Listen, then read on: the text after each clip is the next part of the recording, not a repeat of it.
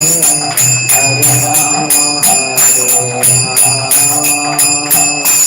Rama, Rama Rama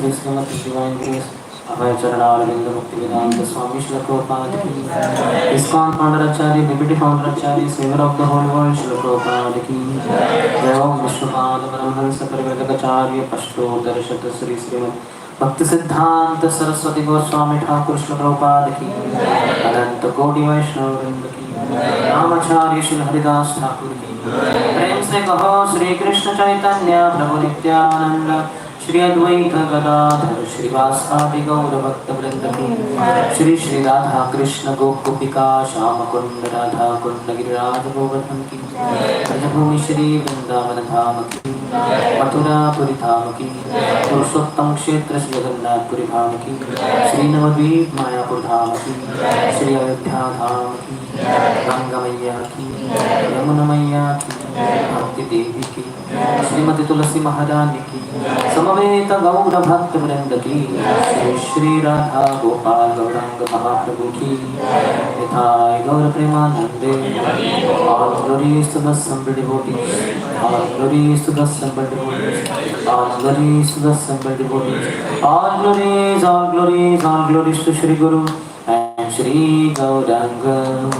नमो विष्णुपदाय कृष्ण पृष्ठाय भूतले श्रीमते भक्ति वेदांत स्वामिने नामिने, नमस्ते सरस्वती देवे गौरवाणी प्रचारिणे निर्विशेष शून्यवादी पाश्चात्य देशकारिणे। मम ज्ञानतिमिरन्धस्य ज्ञानाञ्जनशलाकया चक्षुरुन्मिलितं येन तस्मै श्रीगुरवे नमः। श्रीचैतन्यमनोभीष्टं स्थापितं येन भूतले स्वयं रूपः तदा मह्यं ददाति स्वपदान्तिकं। वन्देऽहं श्रीगुरोः श्रीयुतपदकमलं श्रीगुरुं वैष्णवांश्च। श्रीरूपं साग्रजातं सहगणा रघुनाथान्वितं तं सजीवं साद्वैतं सावधूतं परिजनसहितं कृष्णचैतन्यदेवं श्री राधा कृष्णपादान् सहगणा ललिता श्री विशाखान्वितांश्च वाञ्छाकल्पतरुभ्यश्च कृपा सिन्धुभ्य एव च पतितानां पावनेभ्यो वैष्णवेभ्यो नमो नमः। जय श्री कृष्ण चैतन्य प्रभु नित्यानंद श्री अद्वैत गदाधर श्रीवासादि गौर भक्त वृंद। हरे कृष्णा कृष्णा कृष्णा हरे हरे, हरे राम राम राम हरे हरे।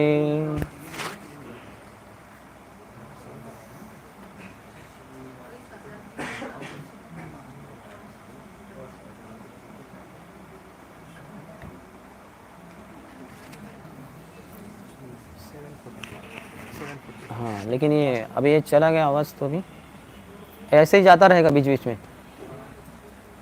कुछ व्यवस्था है क्या आपकी? क्या बन रहा है?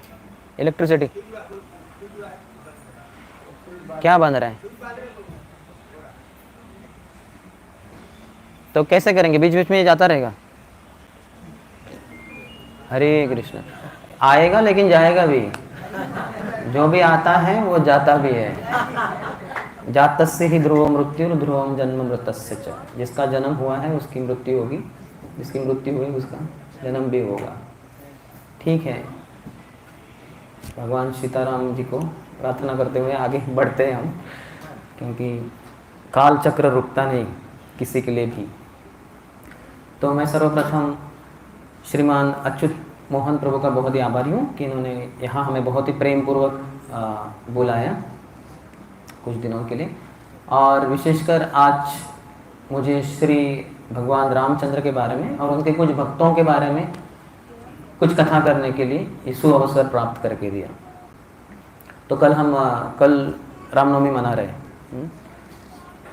क्या आज ही मना रहे? वैसे हर क्षण मनानी होती है, ऐसा नहीं कि आज और कल, हर क्षण। तो मुझे आज के शाम के लिए बताया गया था कि हम सीता लक्ष्मण भरत और हनुमान इनके जीवन से दास्यत्व के बारे में कुछ थोड़ा सा सीखे। तो ये 4 हमारे लिए आज के चरित्र रहेंगे। आज के लिए नहीं, शायद पूरा ना हो पाए, तो जो बचेगा वो कल के दिन। तो ये जो दास्यत्व है ये हमारा मूलभूत स्थिति है, जीवेर स्वरूप है, कृष्णेर नित्य दास, हम स्वभाव से ही दास है। जो धर्म शब्द भी आता है तो हमारा असली धर्म क्या है? असली धर्म है प्रेम करना और सेवा करना। मूलतः ये भगवान कृष्ण से या राम जी से प्रेम करना और उनकी सेवा करना, ये हमारा मूल धर्म होता है वैकुंठ जगत में। लेकिन वहाँ भगवान से विरोध में जाके हम जब इस धरातल पे आते हैं द्वेष करके भगवान से, तो यहाँ इस संसार में हमें दर दर की ठोकरें खानी पड़ती है। माया देवी बहुत ही सताती है, उसके हाथ में जो त्रिशूल है उसके द्वारा वो सभी जीवात्माओं को आध्यात्मिक, अधिभौतिक, अधिदैविक क्लेश प्रदान करती है। अधिआत्मिक यानी खुद के ही शरीर और मन के द्वारा हमें प्राप्त हुए क्लेश, अर्थात वो दिए गए हैं दुर्गा देवी के द्वारा। फिर अधिभौतिक यानी अन्य जीवात्माओं के द्वारा, हमारे पड़ोसी, हमारे बॉस, टीचर्स या अन्य सभी जन।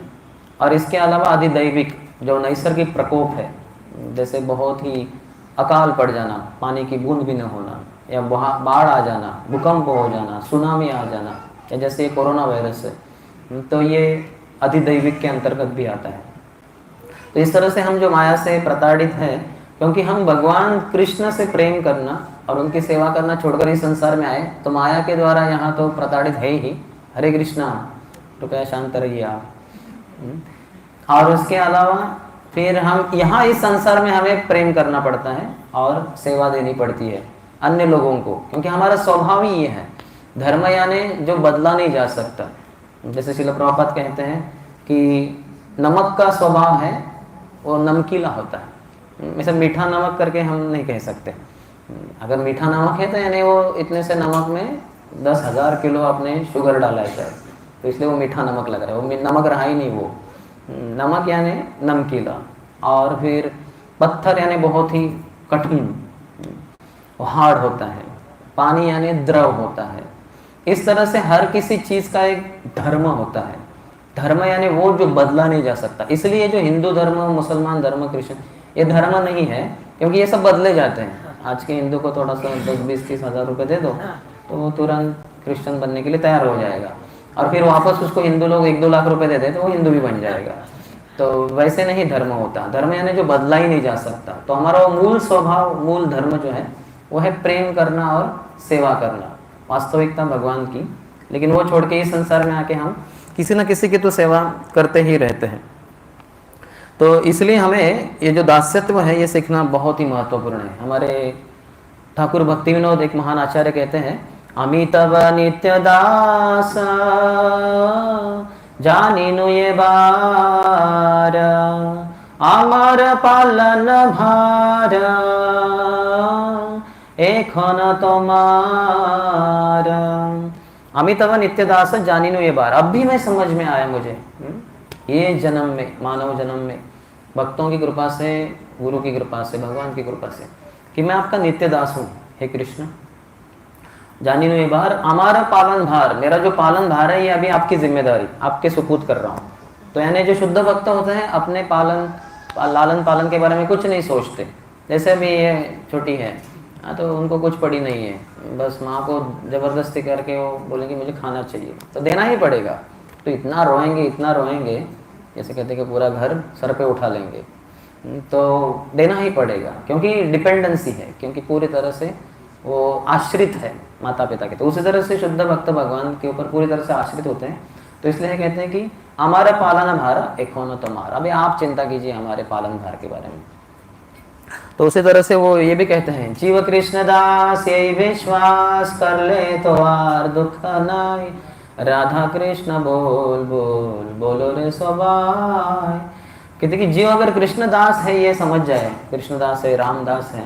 पहले के ज़माने में ऐसे नाम बहुत होते थे, कृष्णदास, रामदास, द्वारकादास। आजकल लोगों को अच्छे नहीं लगते, फिर उनको थोड़े मॉडर्न नेम्स चाहिए, सचिन, पिंटू, मिंटू, जो भी है। तो लेकिन ये नाम बहुत ही अच्छे हैं। जैसे हम देखते हैं कि छठे स्कंद में भागवतम के अंतर्गत अजामिल का जो 10वां पुत्र था, सबसे छोटा, वो तो 88 उम्र का था अजामिल, लेकिन पुत्र बहुत छोटा, अभी अभी नवजात शिशु, जिसका नाम नारायण रखा गया। और मृत्यु के समय जब यमराज आए, क्योंकि बहुत पाप कर्म किए थे, यमदूत यमदूत उसको लेके जाने लगे, तो अपने पुत्र के स्नेहवश वो पुकारने लगा, नारायण नारायण नारायण। तो भगवान का नाम है नारायण, तो तुरंत वहाँ विष्णुदूत आ गए और फिर उसको बचा दिया उन्होंने। हालांकि उसने शुरुआत में जब नारायण नाम लिया तो अपने बच्चों को ही पुकार रहा था, भगवान को नहीं, लेकिन आचार्य बहुत कुछ उसके ऊपर टीका टिप्पणी किए हैं। उसके अंतर्गत हम समझते हैं कि उसका जो पूर्व नारायण का जो भक्ति था वो भी थोड़ा जागरूक हुआ, लेकिन मात्र भगवान का नाम लेने से उसको इतना लाभ हुआ। तो इसलिए हमें ऐसे भगवान का नाम लेना चाहिए। तो कहते हैं कि जीव कृष्णदास, हम कृष्णदास हैं, ये विश्वास अगर हो जाए, कर ले तो आर दुख नहीं, तो हमारे जीवन में कुछ भी दुख नहीं रहेगा। ये संसार, भौतिक संसार, भगवान कृष्ण स्वयं कहते हैं, माम उपेत्य तो पुनर्जन्म दुखालयम अशाश्वतम। जो मुझे छोड़ के इस संसार में आते हैं, तो इस संसार का स्वभाव कैसे है? दुखालय है। जैसे जहाँ हिम है, बर्फ है, उसको हिमालय कहते हैं, मैंने बहुत अधिक मात्रा में। जहाँ औषध है वो औषधालय है, जहाँ बहुत रुग्ण पेशेंट्स हैं वो रुग्णालय है। तो उसी तरह से जहाँ बहुत ही दुख है उसको दुखालय। ये पूरा संसार दुख है, दुखमय है। तो इसलिए अगर कोई सोचता है कि यहाँ कोई सुख है, तो बस वो उसके भ्रम के कारण ही सोच रहा है। जैसे कोई शराबी होता है, जितना पीता है उसको चढ़ती है, जितना चढ़ती है वो सोचता है कि मैं बहुत सुखी हूँ। अब बहुत चढ़ के वो गिर जाता है गटर में, बेहोश भी हो जाए, उसके बाद भी उठने के बाद पूछो, अरे भाई क्यों तुम इतना अपने आप को सता रहे हो? वो बोलेगा मैं तो खुश हूँ, हाँ, ये बॉटल के कारण मेरा जीवन खुश हो गया, ठीक हो गया, तुम भी ले लो, तुम भी खुश हो जाओ। तो उसको इतना लगता है कि मैं खुश हूँ। लेकिन हम जो नहीं पिए हुए हैं, हमको बहुत ही अच्छे तरह से समझ में आता है कि वो तो दुख भोग रहा है। कोई छोटा बालक भी उसको धक्का मार दे तो नीचे गिर जाएगा। इतना शक्तिशाली व्यक्ति, पीने के बाद उसकी शक्ति बहुत कम हो जाती, धक्का मारने से नीचे गिर जाएगा। तो उसी तरह से जितना हम माया के द्वारा पिलाया जाने वाला ये भ्रम पिएंगे, उतना हम सोचते बैठेंगे कि मैं सुखी हूँ। नहीं तो सुख नहीं है इस संसार में, दुखालयम है। तो दुखालयम और अशाश्वत। कोई बोलेगा नहीं मेरे जीवन में तो कोई दुख नहीं, तो फिर भाई साहब आप ज़्यादा नहीं इस सुख को अनुभव कर पाएंगे। आपको इस संसार से, इस शरीर से बाहर निकलना पड़ेगा, ये अशाश्वत है। लेकिन जब भक्ति करते हैं, भगवान कृष्ण के ऊपर आश्रित हो जाते हैं, तो जीव कृष्णदास यही विश्वास कर ले तो आज दुख नहीं, फिर उसको किसी प्रकार का दुख नहीं होता। यानी शरीर को होगा दुख, लेकिन वो अपने आप को शरीर समझता नहीं। मन में हो सकता है कुछ, लेकिन वो अपने आप को मन समझता नहीं। बुद्धि के तौर पे कुछ हो सकता है इधर उधर, लेकिन वो बुद्धि अपने आप को समझता नहीं। या मिथ्या अहंकार को कोई ठेस पहुंचाने का प्रयास कर सकता है भक्त के लिए, या उनका अपमान करना, लेकिन भक्त उससे कभी अपमानित होते ही नहीं। जो ब्राह्मण होता है उसका भी ये गुण धर्म होता है कि अगर उसको आप कितना भी अपमानित करो, वो अपमानित होगा ही नहीं। और क्षत्रिय बिल्कुल विपरीत है, थोड़ा कुछ बोल दिया उसको तो उसका जो गुस्सा है पूरा ऊपर तक चढ़ जाता है। तो दोनों में जमीन आसमान का अंतर है। तो इस तरह से हमारा ये दास्य यानी दास भावना, ये हमारा स्वाभाविक मूल स्वरूप है। तो इसी स्वरूप को जागरूक करना ये हमारे मानव जीवन का एकमात्र ध्येय है, और यही ध्येय होना चाहिए, न कि बॉस बनना। चैतन्य महाप्रभु खुद कहे हैं, ना हम विप्रो न च नरपतिर्नापि वैश्यो न शूद्रो, ना हम वर्णी न च गृहपतिर्न वनस्थो यतिर्वा, किंतु प्रोद्यान निखिल परमानंद पूर्णामृताब्धे गोपी भर्तुः पद कमलयोर दास दासानुदासः। कि मैं ब्राह्मण नहीं, मैं क्षत्रिय नहीं, मैं वैश्य नहीं, मैं शूद्र नहीं, यानी चारों वर्ण में से एक भी नहीं। मैं ब्रह्मचारी नहीं, मैं गृहस्थ नहीं, मैं वानप्रस्थ नहीं, मैं सन्यासी नहीं, यानी चारों आश्रम में से एक भी नहीं। फिर भाई साहब आप है कौन? तो चैतन्य महाप्रभु कहते हैं कि गोपी भरतुर पद कमल और दास दास दासानुदास, कि गोपियों के भरता कृष्ण जो है उनके दासों के दासों के दासों के दासों के दासों के दास है। तो ये हमारा संविधानात्मक मूल स्वभाव है। तो इस स्वभाव को जागरूक करना ही भक्ति का एकमात्र उद्देश्य होना है, वो होता है। तो भगवान स्वामी हैं और हम उनके दास हैं, तुच्छ दास हैं, और उनकी सेवा करना। जैसे अभी ये माता जी कुछ गारलैंड्स बना रहे हैं, तो ये भगवान के लिए सेवा है, ये उनके खुद के शरीर पे नहीं जाएगा, ये भगवान के लिए जाएगा, कल शायद या आज जो भी है कभी भी। तो उसी तरह आप भी जो श्रवण कर रहे हैं भगवान का गुणगान सुनेंगे। यहाँ मैं यहाँ बैठा नहीं अपना गुणगान करने के लिए, न तो आप में से किसी का गुणगान करने के लिए, हम भगवान का और उनके भक्तों का गुणगान करने के लिए बैठे हैं। तो इस तरह से हम अपने दास्यत्व को प्रकट करते हैं और यही भक्ति है कि हर बार ये समझ लेना, ये साक्षात्कार हो पाना कि हम शरीर नहीं, हम आत्मा है, वो तो है ही है, लेकिन उसके परे जाकर, क्योंकि ये जो है आत्म साक्षात्कार हो गया, मैं शरीर नहीं मैं आत्मा हूँ, लेकिन उसके परे जो है वो भगवत साक्षात्कार है।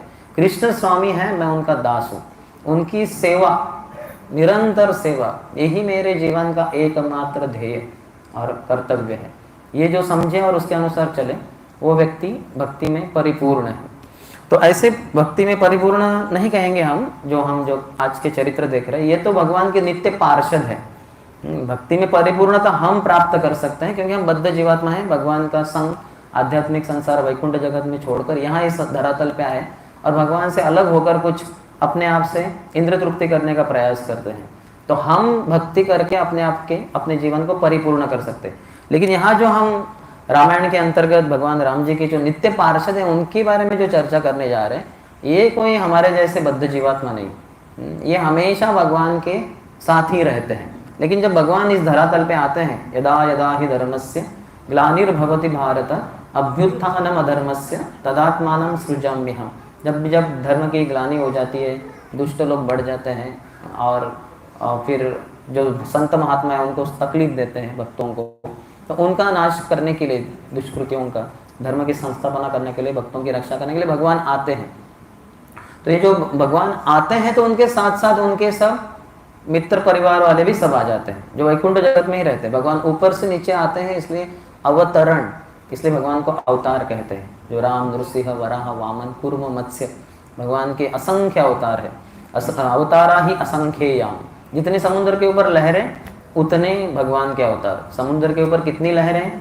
अनगिनत लहरें। तो ऐसे भगवान के अनगिनत अवतार है। कुछ महत्वपूर्ण इधर उधर बताया गया है, लेकिन भगवान के अवतार तो अनंत होते हैं, उसका कुछ यही नहीं कर सकते। तो पहले जो कैरेक्टर हम देखना चाहेंगे वो है सीता देवी।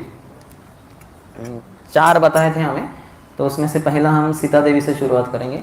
तो काफ़ी जगह पे हमारे आचार्यों ने सीता देवी की तुलना एक जीवात्मा से की है, और फिर भगवान राम जी की तुलना परमात्मा से, रावण की तुलना अहंकार से, और भक्ति यानी भगवान और हमारा जो संबंध है उसको फिर से पुनर्जोड़ देना, पुनर्स्थापित करना, ये प्रक्रिया, उसको भक्ति कहा गया है। तो पहले सीता देवी के बारे में हम चर्चा करेंगे थोड़ा बहुत। अर्थात उनके बारे में कितने भी करोड़ों सालों या जन्मों हम बताते रहें वो कम ही पड़ेगा, लेकिन हमारे थोड़े से हमारे छोटे जीव हैं, तो हमारी उसके पात्रता के अनुसार थोड़ा सा हम चर्चा करेंगे। तो पहला तो हम देखते हैं कि उनका जो इस संसार में प्राकट्य है वो बहुत ही विशेष है। वो भूमि देवी से प्रकट हुई। जब जनक महाराज एक यज्ञ कर रहे थे तो वो खेत जोतते जोतते तो अचानक वहाँ कुछ तो अटक गया, तो वहाँ देखा गया तो यहाँ सीता देवी प्राप्त हो गई। तो वो भगवान की नित्य संगिनी है। श्री और भूदेवी, ये भगवान की नित्य संगिनी होती है, तो वो भूमि से प्रकट हो जाती है। और जब वो करीबन 6 साल उम्र की ही थी तो जनक महाराज के वंश में जो एक शिव धनुष आया था, बहुत पीढ़ियों पूर्व, जब शिवजी और दानवों का जो ये हुआ था युद्ध, उसमें शिवजी ने वो धनुष इस्तेमाल किया था, और इनके जो पूर्वज थे उन्होंने उसमें मदद की थी, इसलिए उनको प्राप्त हुआ था। तो शिव धनुष पीढ़ियों से पूजा हो रहा था जनक महाराज के पूर्वजों द्वारा। तो जनक महाराज भी वैसे कर रहे थे। तो बहुत ही भारी था वो शिवजी का वो धनुष। वहाँ उनके जो सैनिक होते थे शक्तिशाली पुरुष, वो 300 लोग लगते थे उसको उठाने के लिए, इतना वो भारी था। तो जब ये 6 साल की थी सीता देवी जानकी, तो एक बार जो खेल रही थी अपनी सहेलियों के साथ, तो अचानक उनकी जो गेंद है वो उसके थोड़ा नीचे चली गई। तो वो देख रही थी किधर है, उनको दिख नहीं रहा था, तो थोड़ा छुप गया था वो गेंद। तो उन्होंने अपने बाएं हाथ से उसको पकड़ा और ऐसे करके बाजू में किया और वो गेंद ले ली और फिर से इसको ऐसे रख दिया। तो वहाँ बहुत सारे पहरेदार थे जो शिव धनुष्य की रक्षा करना, पूजा इत्यादि देखना। तो जैसे उन्होंने देखा कि ये छोटी 6 साल की जानकी ने अपने बाएं हाथ से तो ऐसे उठा के उसको बाजू में कर दिया, वो पूरे हैरान हो गए, वो बेहोश होके उधर ही गिर गए। थोड़े समय के बाद जब हो गए, वो होश में आ गए, तो दौड़ के चले गए जनक महाराज के पास। जनक महाराज, जनक महाराज, जनक महाराज! बोले क्या हुआ? बोले क्या बताए, वो जानकी है, उसकी गेंद चली गई पीछे, तो उसने शिव धनुष को बाएं हाथ से उठा के गेंद लेके फिर से रख दिया। बोले मूर्ख कह के, ऐसा कभी हो सकता है क्या? बोले नहीं, हम सब साक्षी हैं। तो जब वो सुना उन्होंने, जनक महाराज ने, वो तो बड़े आश्चर्यचकित हो गए, इतनी शक्तिशाली मेरी पुत्री, तो विवाह भी किसी शक्तिशाली पुरुष के साथ ही होना चाहिए।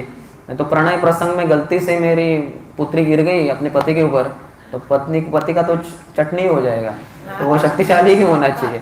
तो इतनी शक्तिशाली कि इसने धनुष उठा लिया। तो हम यही प्रण रखेंगे स्वयंवर में कि जो भी राजकुमार इस धनुष को उठाकर, क्योंकि वो तो ऐसे लेटा हुआ रहेगा, तो उसको पकड़ के उठाना है उसको, और फिर प्रत्यंचा उसके ऊपर चढ़ानी है। तो ये आसान काम नहीं, उसको पहले उठाना ही बहुत मुश्किल है। तो जब स्वयंवर में बहुत सारे राजकुमार आए थे, बहुत सारे जनों ने प्रयास किया, तो कोई हिला भी नहीं पाया उसको, कोई उसको टस से मस भी नहीं कर पा सकता था। तो उस समय जनक महाराज बड़े हताश हुए कि अरे मेरे पुत्री के लिए कोई उचित वर ही नहीं प्राप्त हो रहा है। तो जब पिताजी की बड़ी चिंता रहती है कि पुत्री का विवाह हो, और ऐसी स्थिति में जो प्रण रखा है उसको कोई पूर्ति नहीं कर पा रहे, तो हताश होकर जनक महाराज उड़ गए। बोले क्या इस संसार में ऐसा कोई भी व्यक्ति नहीं है जो मेरे पुत्री सीता के पति बनने के पात्र हो? तो वहाँ आप जानते हैं कि विश्वामित्र मुनि के साथ ये दोनों राम और लक्ष्मण गए थे ताड़का वगैरह इत्यादि को मारने के लिए। तो उसके बाद वो जनकपुरी, मिथिलापुरी आ गए थे, और वहाँ वो भी बैठे थे। तो ये जैसे ही लक्ष्मण जी ने सुना, इतने क्रोधित हो गए, वो उठ खड़े हुए। बोले क्या बात कर रहे हैं आप जनक महाराज, क्या आप जानते नहीं दशरथ नंदन रघुवंशी राम यहाँ उपस्थित है ना? आप कैसे कह सकते हैं कि पूरे पृथ्वी के ऊपर एक भी ऐसा कोई पात्र व्यक्ति नहीं है? हमारे बड़े भाई ये सबसे पात्र है। तो तुरंत जनक महाराज ने कहा अगर उतनी पात्रता है तो थोड़ा वो भी प्रयास करें। आप बोल रहे हो ठीक है, लेकिन इसको उठाना तो अलग बात है, तो थोड़ा वो करे। तो इतना होने के बाद भी राम जी एकदम शांत बैठे हैं। तो ये सब वार्तालाप हो गया, तो भी वो उठने वाले हैं नहीं। अगर हम कोई होता, हम में से आता, हम तो उठा ही नहीं पाएंगे वो शिव धनुष को, लेकिन समझिए उठाने की क्षमता भी है, तो हम तुरंत उठ खड़े हो जाएंगे, क्योंकि मिथ्या अहंकार को ठेस पहुंचती है। अरे मुझे ललकारा जा रहा है, और इन्होंने ये गवाही भी दी कि मैं ही उठा सकता हूँ, मेरे छोटे भाई ने। तो नहीं, वो तो एकदम शांत है। तो उन्होंने उस समय अपने गुरु विश्वामित्र मुनि की तरफ देखा, राम जी ने। तो विश्वामित्र मुनि ने अपने आंखों से उनको इशारा करके बोला कि जाओ, मेरे आशीर्वाद हैं, तुम जाओ। तो फिर भी वो उठने का पहले विश्वामित्र मुनि के पास जाते हैं और उनके नमस्कार करते हैं। उनके आशीर्वाद के बाद फिर वो शिव धनुष्य के पास पहुंचकर उसको भी नमस्कार करते हैं, क्योंकि शिव जी का धनुष्य है तो विशेष है वो। शिव जी भगवान के महान शुद्ध भक्त है। वैष्णवानाम यथा शंभु, सभी वैष्णवों में सर्वश्रेष्ठ शिव जी है, अर्थात इस धरातल पे, लेकिन या ये भूमंडल में, ये संसार में, लेकिन उस संसार में श्रीमती राधा रानी भगवान कृष्ण की सबसे महान भक्त है, लेकिन इस संसार में तो शिव जी है ही है। तो फिर वो नमस्कार करके फिर राम जी उसको उठाते हैं, और प्रत्यंचा चढ़ाते समय उसको थोड़ा सा जब ये करते हैं, नीचे झुकाते हैं, तो उतने में वो टूट जाता है बीच में। इतना बड़ा भयंकर आवाज होता है, पूरे त्रिभुवन में वो गूंजता है जोर से एकदम। अर्थात ये कथा बहुत लंबी, आप सब सुने होंगे, लेकिन उस समय फिर ये तो तय हो गया कि यही एकमात्र व्यक्ति है जो सीता देवी के पति बनने, उन्होंने तो साबित भी कर दिया था। तो सब जय जयकार करने लगे कि अभी सीता देवी के लिए एक पात्र ये पति प्राप्त हो गए करके। लेकिन जब राम जी से बताया गया ये, तो राम जी बोले मैंने तो ये इनसे विवाह करने के लिए तो ये किया ही नहीं, मेरे गुरु के आदेश था इसलिए मैंने इसको प्रत्यंचा चढ़ाने का प्रयास किया, उसमें वो गलती से टूट गया वो, लेकिन मैंने कभी सीता से विवाह करने के लिए मैं इधर आया नहीं था, और यही मेरा प्रयोजन नहीं था। तो सीता देवी, जनक महाराज सब डर गए, ये क्या बात है? बोले आप ऐसे कैसे? बोले मेरे पिताजी की आज्ञा के बिना, दशरथ महाराज की आज्ञा के बिना मैं कैसे विवाह कर सकता हूँ? ऐसे थोड़े नहीं होना कि हमने वो प्रण पूर्ति कर दी तो हम विवाह करेंगे तुरंत, ऐसे थोड़ी होते कि माता पिता के आशीर्वाद के बिना नहीं होता। तो फिर तुरंत जनक महाराज ने संदेशा भिजवाया दशरथ महाराज को कि ऐसा ऐसा हुआ है, कृपया आप इनको आदेश दीजिए, आशीर्वाद दीजिए। तो फिर दशरथ महाराज ने आशीर्वाद देने के बाद भी राम जी तैयार हो गए, ठीक है फिर पिताजी के आदेश और उपदेश हैं तो फिर हम विवाह करेंगे। तो विवाह करते समय भी जब माला डालने की बात हुई सीता देवी के द्वारा, तो राम जी तो बहुत बड़े थे और ऐसे खड़े थे, और जो पति होता है उसको झुकना पड़ता है। जब हमने तो नहीं कभी कुछ किया लेकिन अभी गारंटी मिला है भगवान की कृपा से। तो तो लेकिन जब गार्लैंड मिलता है तो थोड़ा जो प्रवचनकार होता है उसको भी थोड़ा झुकना पड़ता है काफ़ी बार। तो पति को थोड़ा झुकना होता है। तो सीता देवी खड़ी है और ये बहुत बड़े हैं, वो झुक ही नहीं रहे। तो वो एकदम संभ्रम में हो गए कि करूँ तो क्या करूँ, तो वो मुश्किल जाएगा वगैरह। और इनको झुकने को भी वो कैसे बोल सकती हो पत्नी जो होने वाली कि कृपया आप झुकिए ना, आपको डालना था, ये ऐसे भी नहीं बोल सकती हो। तो ये सब लक्ष्मण जी देख रहे कि क्या चल रहा है, ये राम जी झुक ही नहीं रहे और सीता देवी खड़ी है और समय बीतता जा रहा है। तो फिर तुरंत लक्ष्मण जी झुक गए और भगवान राम जी के चरण पकड़ लिए उन्होंने जोर से। तो तुरंत राम जी उसको, अरे लक्ष्मण क्या कर रहे हैं, झुक गए हो। तो जैसे वो झुक गए सीता देवी ने माला पहना दी उनको और फिर लक्ष्मण जी खड़े हो गए, क्योंकि उनका जो उद्देश्य था वो भगवान राम जी के चरण पकड़ना एकमात्र उद्देश्य था, जिससे कि सीता देवी उनको वो माला पहना सके करके। तो इस तरह से राम जी बहुत ही मर्यादा पुरुषोत्तम राम है। भगवान के जो अलग अलग अवतार में उनका एक उद्देश्य होता है। तो राम जी मर्यादा पुरुषोत्तम कहलाए जाते हैं। पुरुषोत्तम तो है ही, भगवद गीता का 15वां अध्याय है पुरुषोत्तम योग, पुरुषों में जो उत्तम है। अर्थात हम सब यहाँ जो स्त्रियों के शरीर में बैठे हैं हम भी पुरुष ही हैं, क्योंकि हमारा भाव है भोग करना सबका। भौतिक संसार में आए हर जीवात्मा का एक ही उद्देश्य है, भोग करना। तो भोग करने की जो प्रवृत्ति जिसमें होती है उसको पुरुष कहते हैं। तो लेकिन ये पुरुषों में सर्वश्रेष्ठ उत्तम पुरुष कोई है, पुरुष उत्तम, वो उत्तम पुरुष यानी पुरुषोत्तम भगवान कृष्ण है, भगवान राम है। तो भगवान राम जी मर्यादा पुरुषोत्तम है। मर्यादा जो व्यक्ति को कैसे लिमिट में रहना चाहिए, कुछ अपने सीमा को लांघना नहीं चाहिए। जैसे हमारे इस संसार में भी होता है कि कुछ स्थिति तक ठीक है, लेकिन उसके परे नहीं जाना चाहिए हमें। अगर हम नियम को तोड़ देंगे उस तरह से, आ गई माला, ये वरमाला नहीं है, महाप्रसाद माला है। तो उन्होंने जब प्रवचन में हमने इंगित कर दिया अप्रत्यक्ष रूप से, तो वो समझ में आया उनको कि माला देनी चाहिए। तो ये हमारा सम्मान नहीं है, ये हमें शक्ति देने के लिए होता है माला पहनाना। कभी कभी जब बाहर के दुनिया में भक्तों को माला पहनाई जाती है बाहर के प्रोग्राम में, तो लोग बहुत जोर शोर से तालियां बजाते हैं, अरे कोई महान व्यक्ति होगा ये, इसको माला पहनाई जा रही है। ऐसे नहीं है, महान नहीं है, ये कमजोर व्यक्ति है। इसको शक्ति देने के लिए भगवान की जो शक्तिशाली माला है जो भगवान ने पहनी है, या हो सकता है आचार्यों ने पहनी है, वो उसको देकर उसको शक्ति प्रदान की जा रही है। तो ये भाव होता है। नहीं तो फिर जो ऊपर बैठा है उसको माला पहनाएंगे तो वो गर्वित हो जाएगा सोच के कि मैं इतना महान हूँ। तो हम महान नहीं है, हम कमज़ोर हैं। तो भगवान की जो पुष्पमाला है प्रसाद को प्राप्त करके शक्तिशाली बन जाता है व्यक्ति। तो फिर हम देखते हैं कि बाद में जब बड़ी लंबी कथा है, बीच में हम सीता देवी के ऊपर ही थोड़ा सा केंद्रित हो रहे हैं। तो इसलिए बीच का थोड़ा सा पूरा ऐसा रामायण पूरा शुरुआत से अंत तक नहीं जाने वाले हैं, थोड़ा एक एक चरित्र लेके उनके ऊपर ही केंद्रित करेंगे। तो सीता देवी जब थोड़े समय के बाद राम जी का तो पट्टाभिषेक होने वाला था, लेकिन उसके थोड़ा पहले ही, दूसरे दिन के पहले ही ऐसे हो गया कि कैकेयी ने जो वर मांग लिए कि राम जी को 14 साल का वनवास और भरत को राज्य। तो उसके बाद तो ये तय हो गया कि राम जी जाएंगे वनवास। तो जैसे ही सीता देवी को पता चला तो तुरंत वो बोली कि मैं भी आपके साथ चलूंगी।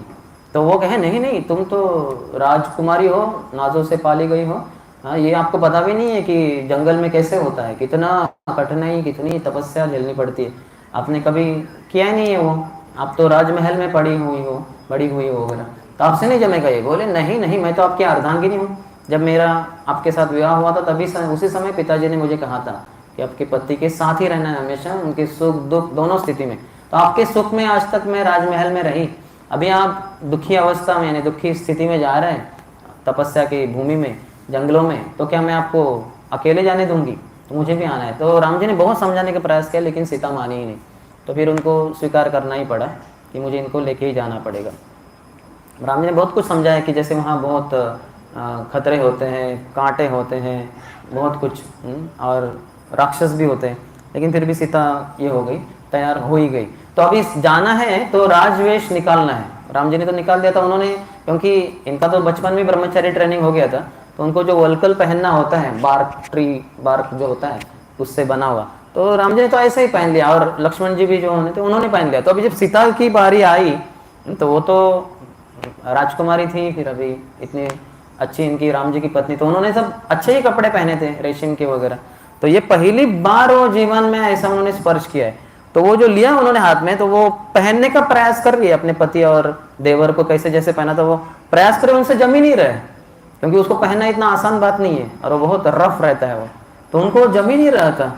और सभी जो वहाँ महल में उपस्थित थे, दशरथ महाराज, कैकेयी, कौशल्या इत्यादि, उनकी आंखों में कई छोड़ के, कई की बात नहीं करें, लेकिन कौशल्या इत्यादि, सुमित्रा और बाकी जो भी थे वहाँ, उनकी आंखों में तो आंसू आ गया। अरे इतनी नाजों से पली हुई हमारी सीता देवी, अभी इनको ये पहनने को नहीं हो रहा है, ये तो वस्त्र है, तो ये कैसे आगे के 14 साल बिता पाएगी जंगल में। तो वो तो बड़ी भ्रमित हो गई थी सीता देवी की, नहीं आ रहा है उनको। तो फिर राम जी आ गए पास में, और राम जी ने फिर उनके शरीर के ऊपर वो लगा दिया उसको, फिर उनको समझा कि ये ऐसा होता है करके। तो देखिए हम कितना समस्या शुरुआत से ही, हो सकता है उन्होंने क्या कहते हैं उसको, भाव में आके थोड़ा सा क्या कहते हैं उसको, भाव में नहीं, जोश में आके थोड़ा बोल दिया पति को कि मैं तो अर्धांगिनी हूँ, आपके साथ ही रहूंगी। लेकिन जब यहाँ से शुरुआत हुई, पहला ही कदम वो पहनने का, और पहनने को ही नहीं हो रहा है उनको, और वो तो शरीर के ऊपर डालेंगे तो तुरंत तो चुभने लगेगा। और कुछ सामान्य ऐसे हमारे कॉटन या सिल्क के क्लॉथ नहीं है वो तो ट्री बार्क से बना हुआ, बहुत रफ रहता है वो। तो वो तो सोच सकती थी, वो कह सकते थे कि नहीं ये मुझसे तो मुश्किल जाएगा, शायद मैं यहीं पे रहती हूँ, आपकी याद करूँगी, आपको राह देखूंगी। बिल्कुल नहीं, वो पूरी डटी थी, यानी पूरा उनको ये स्पष्ट था कि मैं इनकी हमेशा की दासी हूँ। तो हमेशा पत्नी को पति के प्रति ये भाव होना चाहिए कि पति हमारे स्वामी हैं और हम उनकी दासी हैं। वैसी तरह से एक शिष्य को भी गुरु के प्रति वही भाव होना चाहिए कि गुरु हमारे स्वामी हैं, हम उनके दास हैं, या माता जी है तो दासी हैं। और उसी तरह से भगवान के प्रति भी, भगवान हमारे स्वामी हैं, हम उनके दास हैं। तो ये दास भाव हमें सीता देवी से सीखना चाहिए। और ऐसे दास्यत्व को निभाते हुए जो भी समस्या आती है, कितना भी कठिन क्यों ना हो, उसके लिए तैयार होना चाहिए। जैसे हम श्रील प्रभुपाद को देखते हैं, 70 साल की आयु में, आप में से कितने जन 70 साल के हैं या उसके ऊपर, हाथ ऊपर कीजिए। एक प्रभु है, बस एक ही प्रभु है और कोई नहीं। तो आप उनकी तरफ देख के समझ सकते हैं 70 साल यानी क्या होती है। तो बहुत मुश्किल है। और प्रभुपाद ने वो मालवाहू जहाज के ऊपर का वो 48 दिन का प्रवास, कोई किए हैं आप में से किसी ने मालवाहू जहाज के ऊपर प्रवास किया है कभी? जहाज के ऊपर कितने जनों ने प्रवास किया है? जहाज, वो भी वही है, तो बाकी कोई नहीं। अच्छा ठीक है, तो वो भी मुश्किल होता है क्योंकि वो पानी के अंदर जा रहे हैं ना। हम थोड़ा समय के लिए ठीक है, एक बार मैं, क्योंकि हम न्यू मुंबई से हैं, तो मुंबई में एक बार हम बचपन में पिताजी लेके गए थे हमें, वहाँ कुछ केव्स है थोड़ा समुंदर से, तो नौका से गए थे हम, 1-2 घंटे का रास्ता, वो कुछ ज़्यादा नहीं होता। लेकिन जब बहुत दीर्घ काल के लिए 10 घंटे, 1 दिन, 2 दिन समुद्र में अंदर अंदर जाएंगे तो बहुत समस्या होती। लेकिन प्रभुपाद अपने दास्यत्व को निभाने के लिए और हम सबको भगवान कृष्ण की कृपा देने के लिए इतना बड़ा कदम उठाए, और उसी कारण ही आज हम सबके कदम इस मंदिर में है। तो हमारे कदम पता नहीं इस समय किधर होते थे, किसी मॉल में होते थे, किसी होटल में होते थे, किसी थिएटर में होते थे, भगवान ही जाने किधर, होपफुली नॉट पब्स बार्स में वगैरह।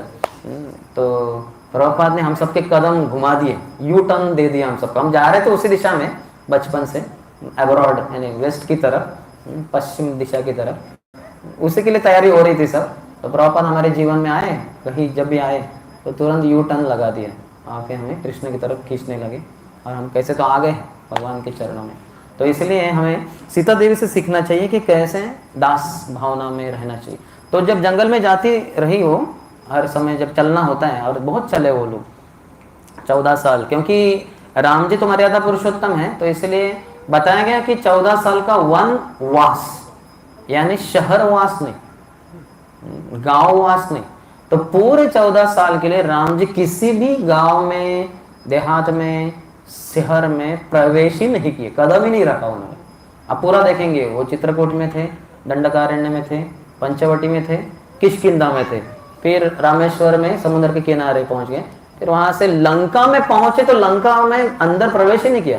जहां समुद्र अंत होता है, बस वो जो जगह है, जैसे बीच कहेंगे हम उसको, तो उधर ही खड़े रहे, उधर ही रहे, वो अंदर प्रवेश ही नहीं किए, क्योंकि वनवास मैंने पिताजी को वचन दिए, तो किसी शहर देहात में प्रवेश ही नहीं कर सकता मैं। तो राम जी आगे जाते, राम जी के पहले आगे जाती थी सीता देवी, किस कारण से? क्योंकि मैं आगे चलेंगे और रास्ते में जो भी कंकर है, जो भी कांटे हैं, वो मेरे पाँव में चुभेंगे, और फिर उस कांटे को मैंने उनके रास्ते से निकाल दिया और फिर वो अच्छे से आगे जा सकते हैं। तो कितना बलिदान है। तो राजकुमारी उन्होंने कभी बिना सैंडल के वगैरह तो गए ही नहीं होंगे बाहर, घर के बाहर, महल के बाहर। तो यहाँ पहली बार जा रही हैं और जंगल में से जा रही हैं, और वो भी आगे जाके ये कांटे वगैरह सब अपने जीवन में लेना।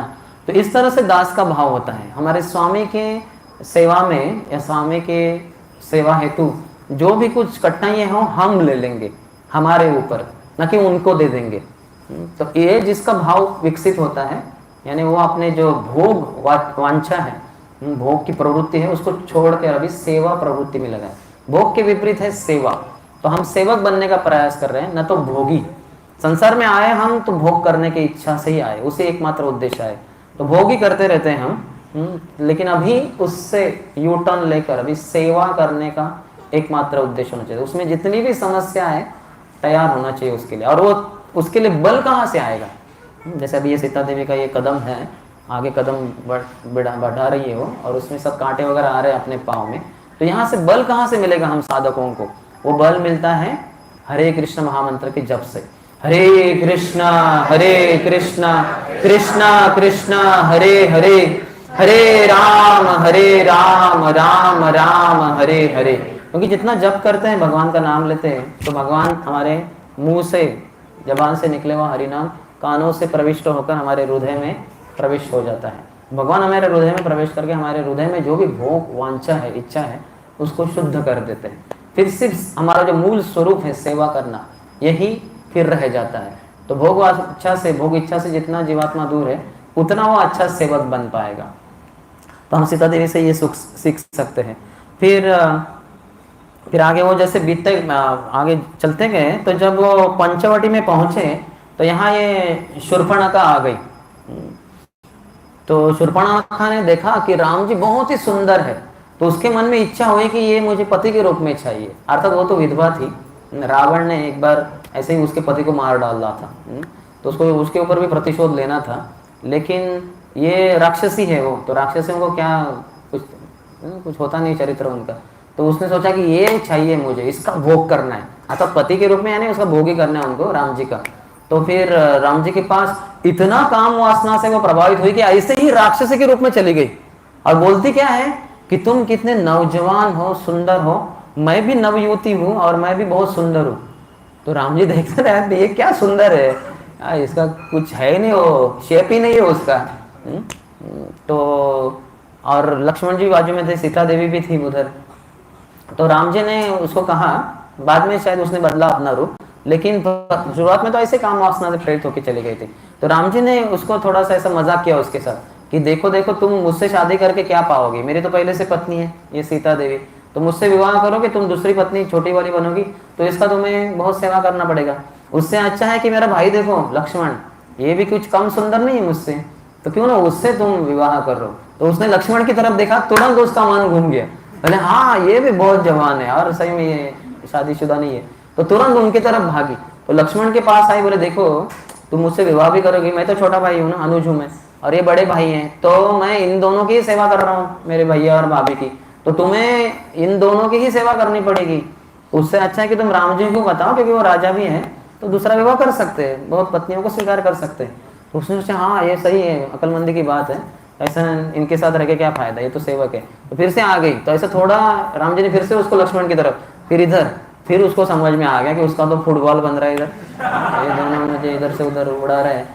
तो वो समझे कि ये कारण क्या है, मूल कारण ये सीता देवी है, इसके कारण ये राम जी मुझे नकार दे रहे। तो फिर वो सीता की तरफ दौड़ी कि मैं इसको खा जाऊंगी। क्या राक्षसी प्रवृत्ति की स्त्री है, राक्षसी है वो प्रवृत्ति के, तो पूरे ऊपर नीचे अंदर से बाहर से सब वो राक्षसी है। तो आगे सीता देवी के ऊपर हमला करने के लिए तो तुरंत राम जी ने आदेश दिया लक्ष्मण को, लक्ष्मण।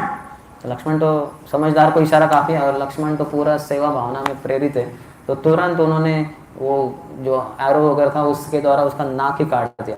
तो वो जो बीच में गोदावरी नदी थी और नाक काटा, तो गोदावरी के उस किनारे जाके, उस तरफ जाके पहुंच गया। इसलिए उधर जिधर उसकी नासिका गिरी, ऐसा कहते हैं कि वहाँ वो नासिक बन गया, नासिक या नासिक। तो आज भी वो स्थान महाराष्ट्र में है। और वो बड़ी क्रोधित हो गई क्योंकि उसके नाक ही कट गए। हम बोलते हैं ना हमारे मेरी नाक ही कट गई, इसकी तो वास्तव में नाक कट गई। हाँ, तो नाक हमारे मुंह का सबसे ऊपर वाला भाग होता है। तो कभी कभी लोग ऐसे भी चलते हैं, वैसे भी नहीं चले तो भी आपका नाक सबसे ऊपर ही होता है नाक। तो और नाक कट गई यानी मेरा जो जो गर्व का भाग था उसको ही किसी ने चकनाचूर कर दिया। तो बड़ी क्रोधित हुई और बदले की भावना से फिर अपने वो खरदूषण जो उसके भाई थे दो, उनके पास जाती है और उनको उकसाती है कि देखो ऐसा किया इन्होंने, कुछ करो। तो वो भी प्रतिशोध लेने के लिए वो आ जाते हैं। उनके 14,000 सैनिक होते हैं। तो राम जी इनको सीता देवी को लक्ष्मण के अंतर्गत रखते हैं और तुरंत खरदूषण से लड़ाई करना शुरू कर देते हैं और एक ही घंटे में 14,000 सभी सैनिकों के साथ खरदूषण को भी अंत कर देते।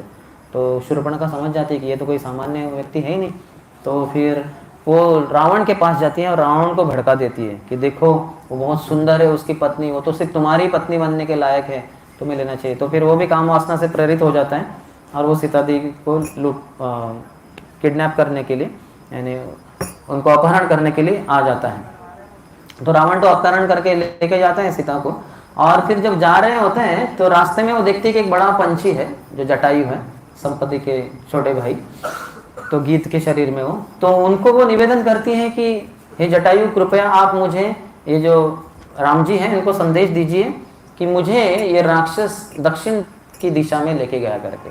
तो वो ये नहीं सोचे कि आप मुझे बचाओ वगैरह। जैसे देखिए हम जब संकट में आ जाते हैं तो जो भी सामने आ जाता है तो उससे रक्षा की इच्छा करते हैं।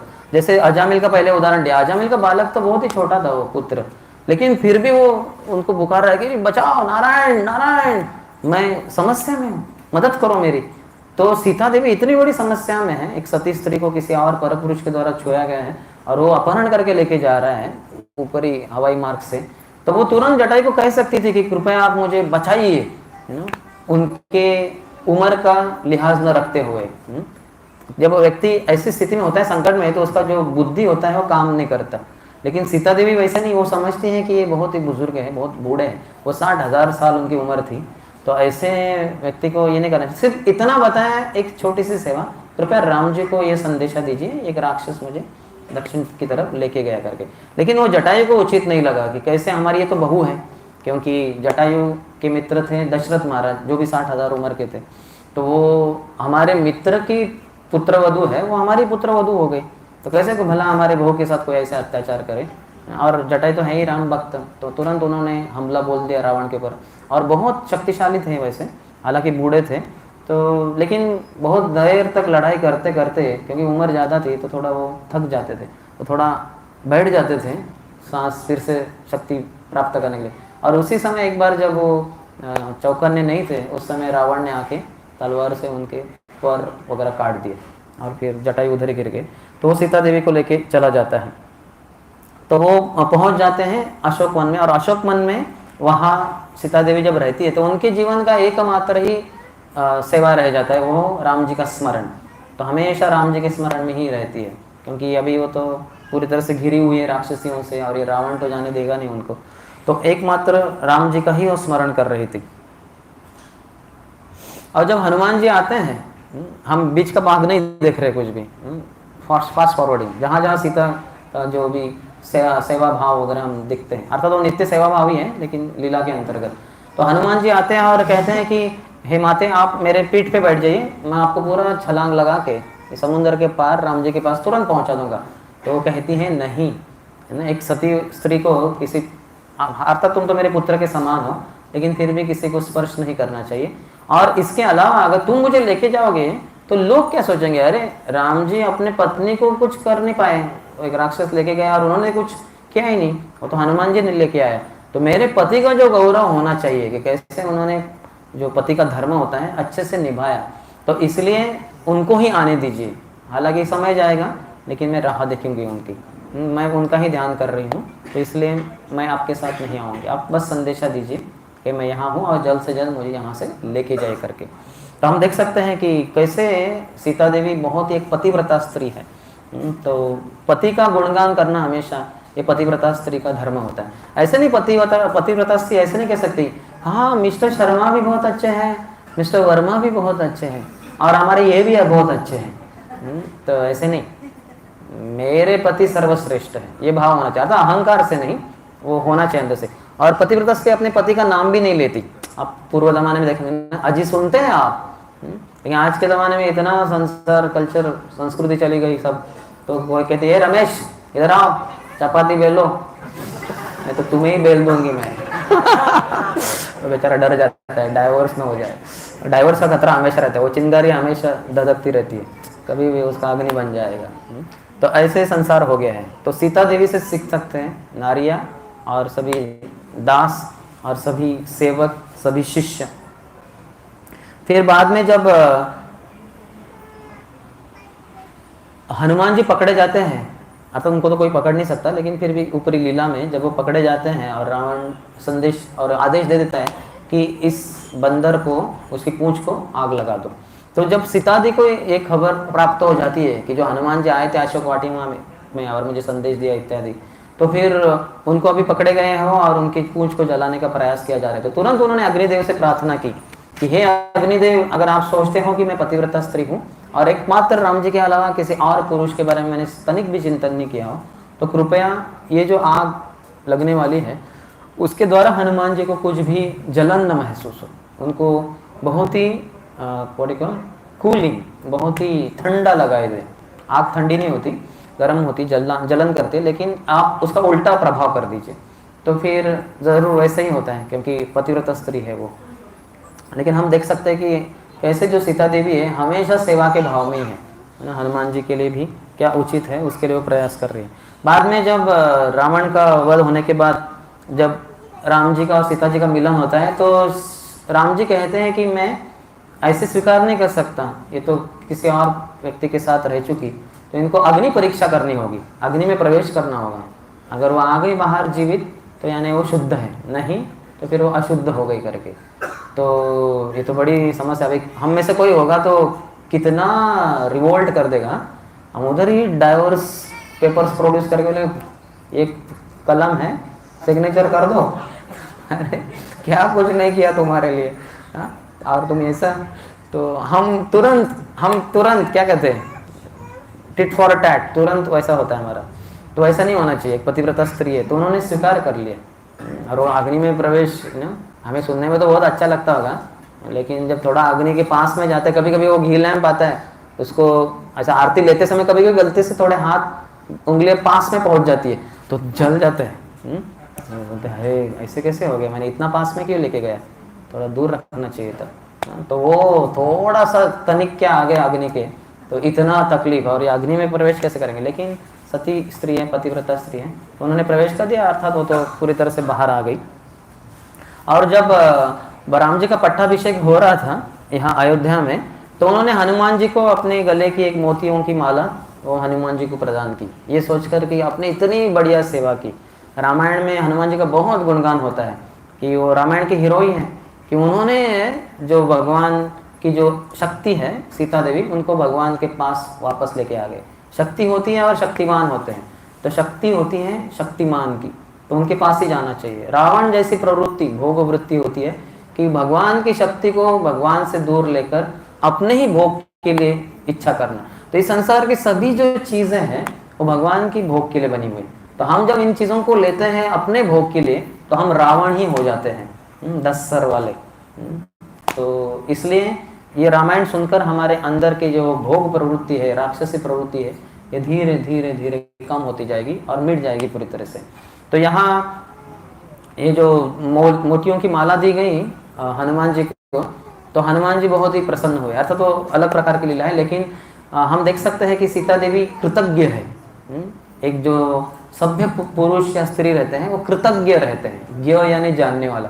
मेरे लिए इस व्यक्ति ने जो भी कुछ अच्छा किया है उसको याद रखना और उनको धन्यवाद प्रकट करना। काफ़ी बार इस संसार में विशेषतः भौतिकवादी समाज और विशेषकर हम मशीनों से इतना डील करते रहते हैं, तो कभी कभी कृतज्ञता आ जाती है या कृतज्ञता का भाव नहीं होता कि ठीक है उन्होंने किया, वो तो उनका कर्तव्य था, ये नहीं सोच पाते। इसलिए भगवान हमें आगे जाके उस स्थिति से खुद को भी हमें गुजारेंगे, जिससे कि हमें पता चले कि कितना मुश्किल लगता है जब हमें कोई कृतज्ञ नहीं होता।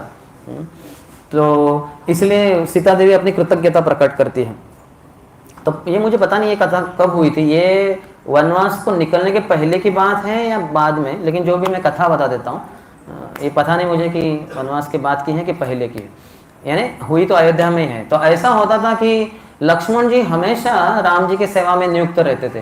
तो राम जी का, सीता देवी का विवाह हुआ है, पत्नी को पति के साथ एकांत में भी और सेवा भी करनी चाहिए।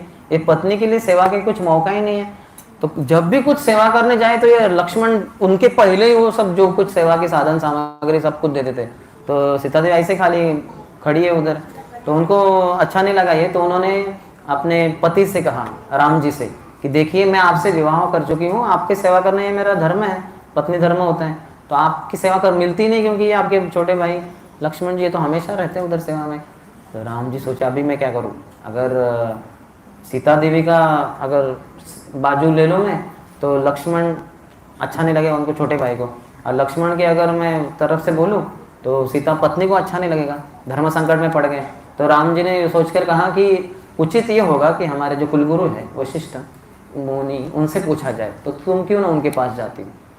तो ठीक है, तो वो गई चली उनके पास और कहें कि ऐसा है, आप कुछ तो कीजिए, पत्नी हूँ मैं और मुझे को सेवा ही नहीं मिल रही है, क्योंकि लक्ष्मण जी हर समय उनके पास में ही रहते हैं, एकांत का कुछ सवाल ही नहीं उठता और सेवा का भी कुछ मौका ही नहीं मिलता। तो फिर वशिष्ठ देव ने निर्णय दिया। तो वो भी सोच में पड़ गए कि क्या किया जाए इस स्थिति में, क्योंकि उनको बचपन से उन्होंने लक्ष्मण जी को देखा है कैसे भगवान की सेवा में लगे हुए थे। लक्ष्मण जी को लगता था अरे ये क्या भाभी अभी अभी आई है, मैं तो जन्म से ही राम जी के सेवक हूँ, सेवा कर रहा हूँ, अभी ये आई तो मैं क्या कर सकता हूँ, मेरी ये सेवा है, उनको नहीं दे सकता मैं। तो फिर वशिष्ठ जी ने बताया कि ठीक है, वो भी बहुत बुद्धिमान है। उन्हें कहा कि जब भी राम जी महल के बाहर रहेंगे, लक्ष्मण तुम उनकी सेवा करना, जब दरबार में रहेंगे इत्यादि वगैरह, और जब भी वो महल के अंतर्गत रहेंगे तो सीता देवी उनकी सेवा करेंगे। तो सीता देवी बहुत ही प्रसन्न हो गई कि मुझे फिर अभी बहुत कुछ मौका मिलेगा, क्योंकि वो शाम को आते हैं वापस घर वगैरह। लेकिन लक्ष्मण को ये अच्छा नहीं लगा, ये क्या बात है, ये ठीक नहीं है करके, लेकिन उनको फिर बाद में मानना ही पड़ा। तो हम देख सकते हैं कि सीता देवी कैसे आतुर है सेवा करने के लिए। सेवा करके हम दूसरों का दिल जीत सकते हैं, उनका हृदय जीत सकते हैं। तो इसलिए सेवा करना चाहिए। और हम देखते हैं आज के संसार में हम बॉस बनना चाहते हैं, दूसरों का दिल जीतना ये नहीं जानते, तो इसलिए हम सेवा करने के लिए तैयार नहीं होते, कामचोर बन जाते हैं, सेवा से दूर भाग जाते हैं। और इसलिए हम भक्ति में जब आते हैं तो इतना सेवा के ऊपर जोर, सेवा सेवा सेवा, हर वक्त एक दूसरे को मिलते हैं, थोड़ा नाम वगैरह अता पता होने के बाद आपकी क्या सेवा है, फिर वो बताते कि मेरी ये फूलों की सेवा है, मेरे कुकिंग की सेवा है वगैरह। अगर सेवा नहीं है हमारी तो हम डेड हैं, हम मृत हैं। Servant without service is dead. एक सेवक बिना सेवा के मृत है। जैसे कोई एम्प्लॉय है किसी कंपनी में, उसको पूछेंगे आप क्या करते हो, नहीं मैं कंपनी में जाता हूँ सुबह 9 बजे, फिर वो चेयर पे बैठता हूँ, मैं चाय पीता हूँ, फिर थोड़ा नाश्ता करता हूँ और फिर थोड़ा सो जाता हूँ। 2-3 घंटे के बाद उठने के बाद फिर थोड़ा कैंटीन में जाके लंच लेता हूँ और फिर आके वापस सो जाता हूँ 2 घंटे, फिर शाम को थोड़ा चाय पीता हूँ, तब तक 5 बज जाते हैं, फिर मैं वहाँ से वापस आ जाता हूँ। ऐसे ही करता हूँ रोज़। तो वो फिर एम्प्लॉय नहीं कहा जाएगा। वो अगर ऐसा कर रहा है, अब जिसको पता नहीं है वो मालिक को, तो बाद में उसको वो बाहर निकाल देगा। तो जो सेवक है उसको सेवा ही होना चाहिए। सेवा से ही हमारी पहचान होती है कि आपकी क्या सेवा है, कौन सी सेवा कर रहे हैं, कितना दिलो जान से सेवा कर रहे हैं। तो सीता देवी पूरी तरह से सेवा के लिए वो आतुर है हमेशा। और जब बाद में उनके ऊपर जब आरोप लगाया गया कि एक किसी व्यक्ति के द्वारा कि ये किसी अन्य पुरुष के साथ रह चुके वगैरह, राम जी तो ऐसे हैं जोरू के गुलाम जैसे वगैरह, तो सीता देवी को त्यागने के लिए राम जी ने ठान ली और उन्होंने लक्ष्मण को बताया कि जाओ तुम सीता को लेके जाओ जंगल में।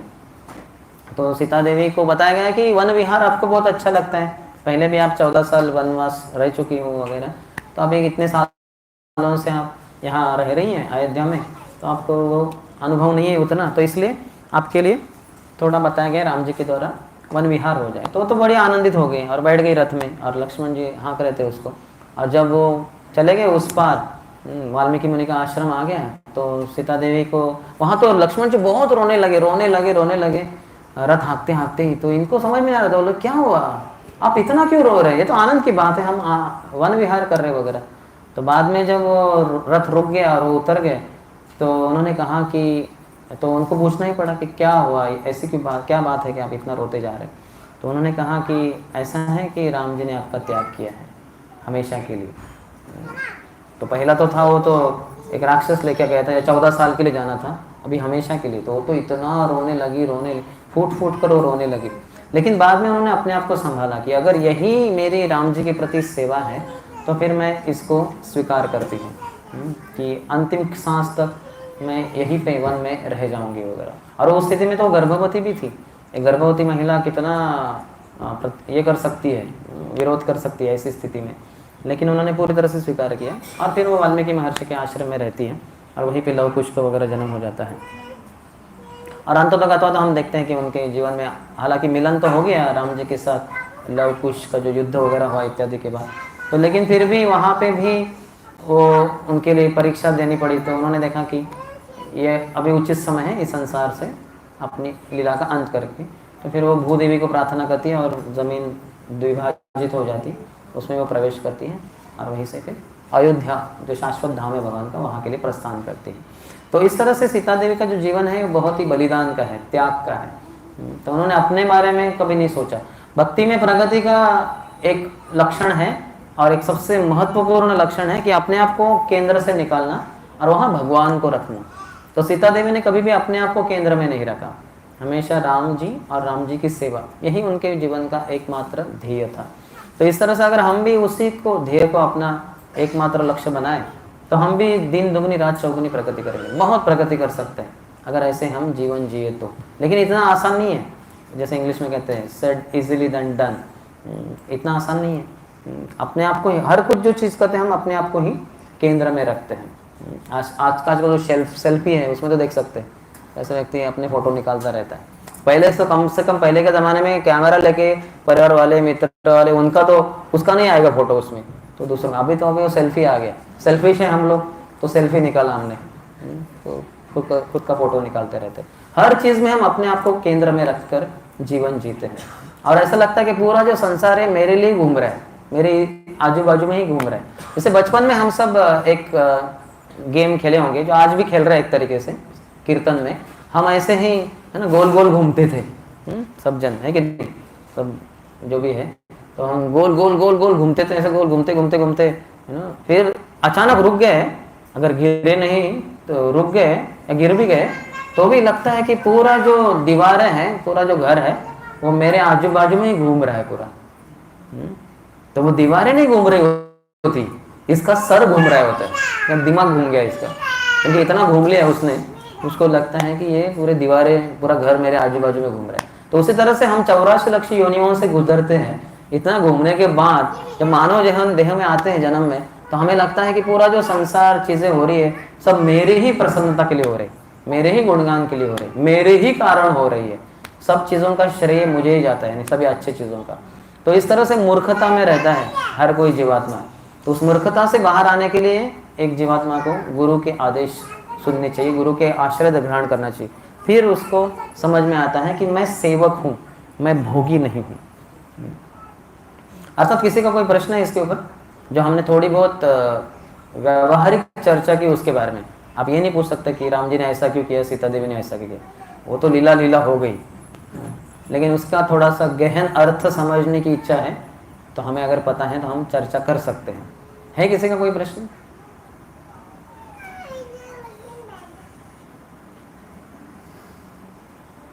ठीक है, नहीं है तो फिर थोड़ा डू यू हैव? हाँ, हरे कृष्ण।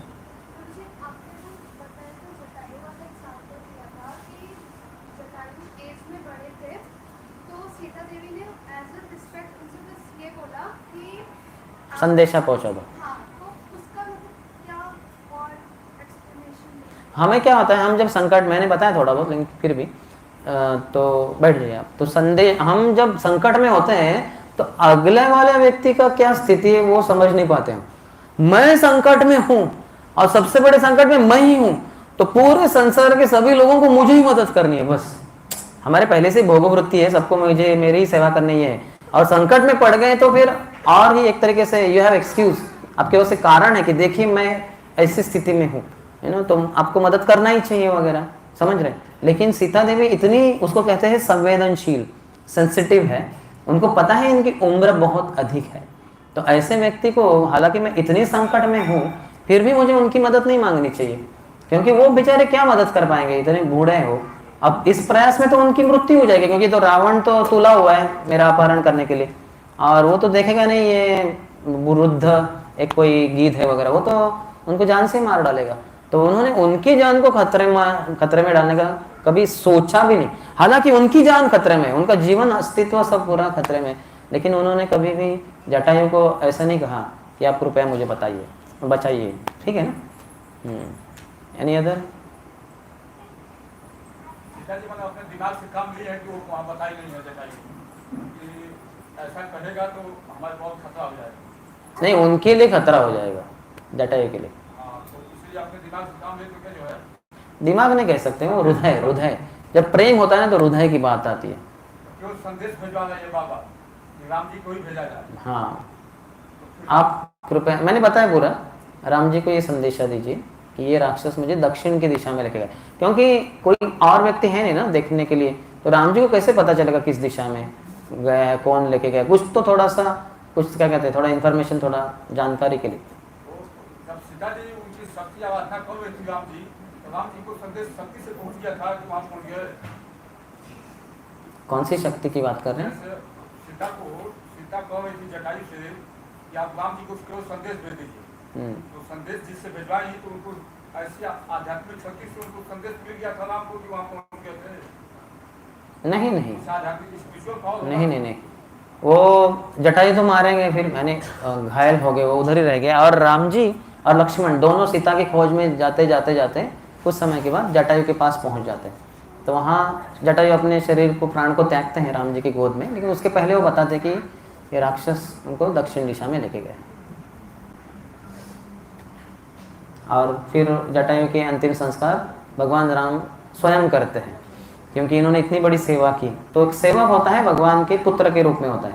तो हालांकि जटायु थे 60,000 साल उम्र के, और राम जी तो बहुत ही जवान थे वो, लेकिन क्योंकि ये मेरे पिता समान है, तो और मेरे सेवक के रूप में सेवा की मैंने, मेरी सेवा की है, सीता देवी की भी सेवा की है, तो मेरा कर्तव्य बनता है मैं इनके अंतिम संस्कार करूं। तो दशरथ महाराज हम देखते हैं, वो भी 60,000 साल के, और वो तो इतने बड़े महान चक्रवर्ती, सम्राट, राजा, तो इतने सारी पत्नियां, इतना कुछ राज दरबार, मंत्री इत्यादि, लेकिन उनको ये सौभाग्य प्राप्त नहीं हुआ कि अपने पुत्र के द्वारा उनके अंतिम संस्कार किए जाए। नहीं, क्योंकि एक पत्नी के वशीभूत होकर, उसके आसक्ति के कारण उन्होंने अपने पुत्र को वन के लिए भेज दिया, तो इसलिए उनका वो सौभाग्य प्राप्त नहीं हुआ उनको कि पुत्र अंतिम संस्कार करे। जब भरत पहुंचते हैं चित्रकूट, और राम जी जब पूछते हैं कि कैसे हैं हमारे पिताजी, आनंद से पूछते हैं, तो वो बताना पड़ता है उनको कि पिताजी अभी नहीं रह चुके, वो सब बताते हैं क्या कुछ हुआ वगैरह। तो जैसे ही राम जी सुनते तो बेहोश हो जाते हैं पिताजी के इसमें विरह में, लेकिन बाद में जब तर्पण करते हैं, वो बस पानी अर्पण करते हैं, लेकिन अंतिम संस्कार नहीं किए राम जी ने। लेकिन जटायु जो कोई राजा नहीं है, उनके ब्लड रिलेटिव नहीं है राम जी के, पिता भी नहीं है, उनके पिता के मित्र हैं लेकिन पिता नहीं है, और वो मानव भी नहीं है, वो एक पशु है। तो कौन सा ऐसा व्यक्ति होगा जो, पशु के तो दाह संस्कार होते भी नहीं वैसे, उनको जलाएं, जला डालो या जमीन में दफना डालो, उसके कोई संस्कार वगैरह होते नहीं। राम जी ने स्वयं जटायु के संस्कार किए सब, और अर्थात लक्ष्मण जी ने वो सब चिता वगैरह ये व्यवस्था कर दी, संस्कार के तत्क्षण वहीं से अयोध्या साकेत धाम से एक वो पुष्पक विमान आया, और जो आत्मा थी जटायु वो उसमें बैठ के वो साकेत धाम के लिए ये हो गए, रवाना हो गए वो। तो हम देख सकते हैं कि जो सेवा करता है वो भगवान की प्रेम को प्राप्त करता है, और भगवान की सेवा की तो भगवान भी उसकी सेवा करते हैं।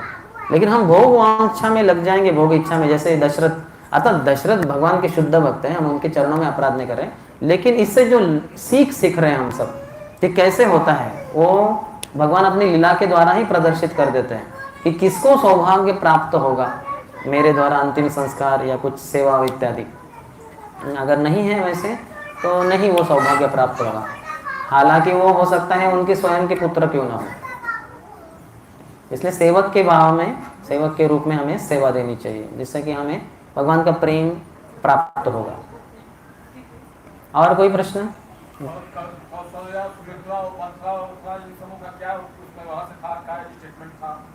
स्टेटमेंट मंथरा का, कौशल्या का, सुमित्रा का। हाँ, वो अभी उसमें नहीं हम जाएंगे।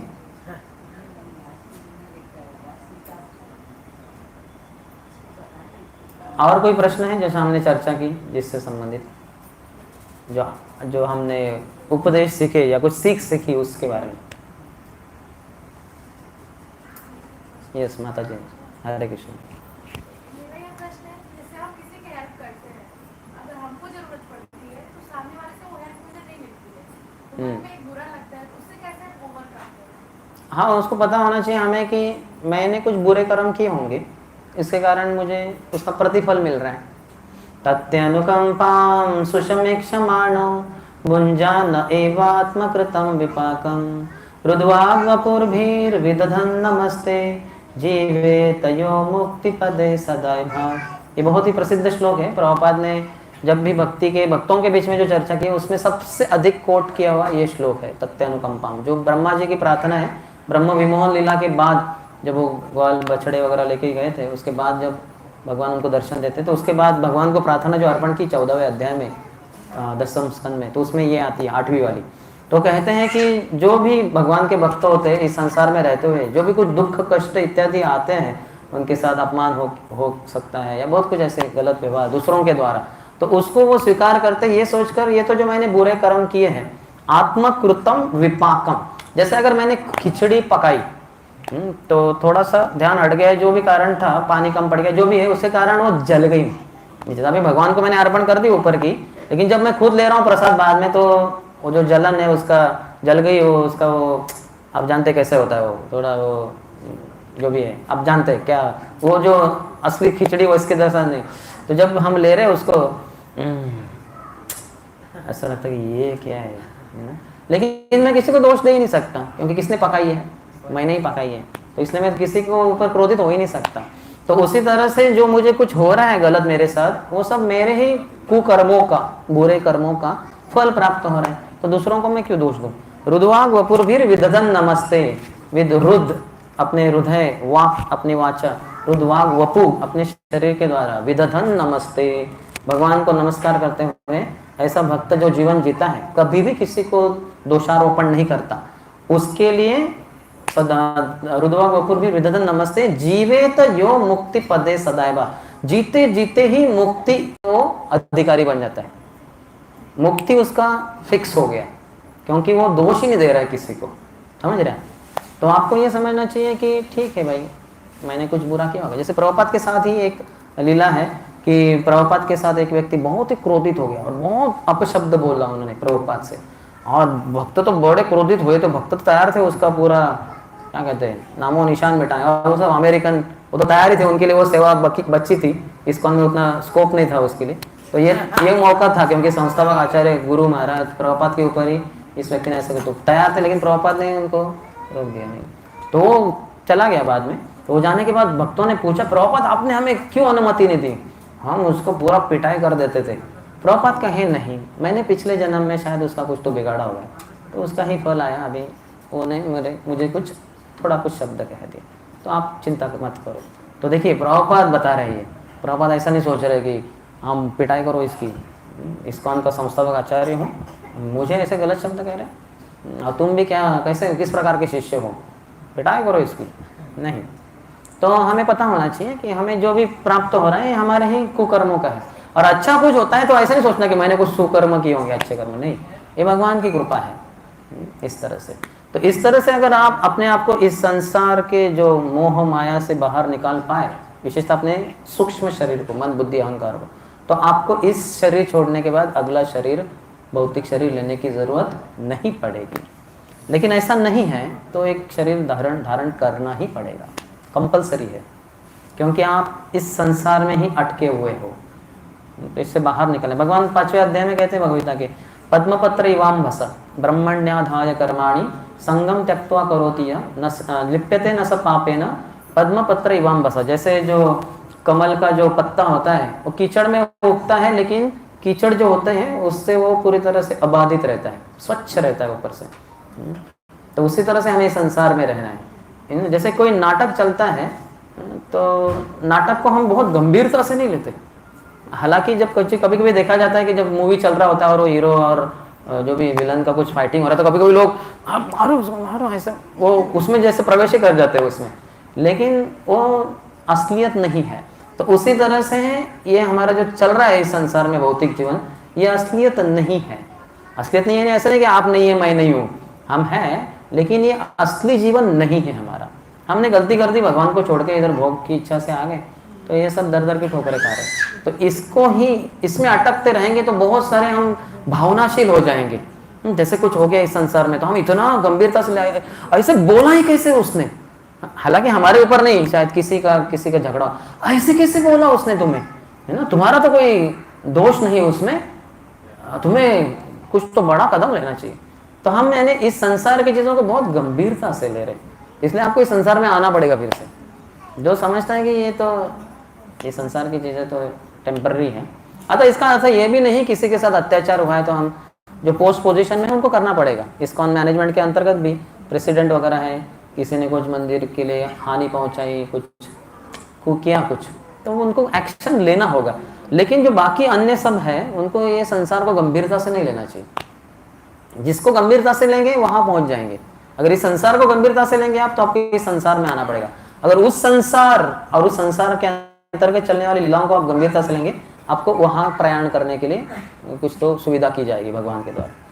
तो ऐसा मत सोचे कि हमने, फिर आपका क्या होगा, आपका बिजनेस भी हो गया, अरे मैंने इसके लिए इतना अच्छा चीज की थी, ये तो मुझे उल्टा बोल रहा है, या मुझे एटलीस्ट कम से कम उतना तो दो। जैसे हमारी शादियां होती है लोगों की, तो वो पूरा रिकॉर्ड रखा जाता है कि हमारी बेटी की शादी में फलाना व्यक्ति ने मिक्सर दिया जिसका आज की तारीख में 2000 रुपये बनता है, फिर इसने फ्रिज दिया जिसका 8000 बनता है। फिर उनकी शादी आएगी उनके घर में 2-3-5 साल के बाद, तो फिर ठीक है चलो, तो कौन है, उनकी बेटी है क्या, तो ठीक है उन्होंने मिक्सर दिया था जो 2000 का था, अभी मिक्सर 3000 रुपये का, ठीक है लेकिन दे देंगे क्योंकि मिक्सर के लिए मिक्सर है कि नहीं।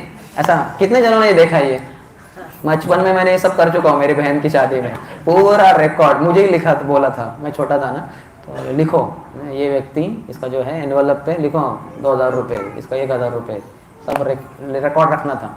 तो वो तो बिजनेस हो गया ना एक प्रकार का, उसमें कुछ आत्मीयता, हृदय से प्रेम संबंध ये तो दूर में रह गया। जब प्रेम होता है उसमें ये सब नई चीजें देखी जाती है। जैसे बच्चे होते हैं खेलते खेलते माँ को लात मार देते हैं, दुर्व्यवहार करते हैं, लेकिन माँ नहीं सोचती अरे लात मारा तुम्हारा, ऐसा नहीं कहा तो वैसा नहीं होता, ईंट का दबाव पत्थर, ये प्रेम नहीं हुआ। तो प्रेम में वो सब चलता है, everything is fair in love and war. तो we are in love with Krishna and in war with Maya, तो एवरीथिंग इज फेयर। माया कुछ भी करे, हम भगवान के प्रेम में हैं, तो इसलिए हम सब कुछ सहन करेंगे। तो उस भाव से नहीं आना चाहिए।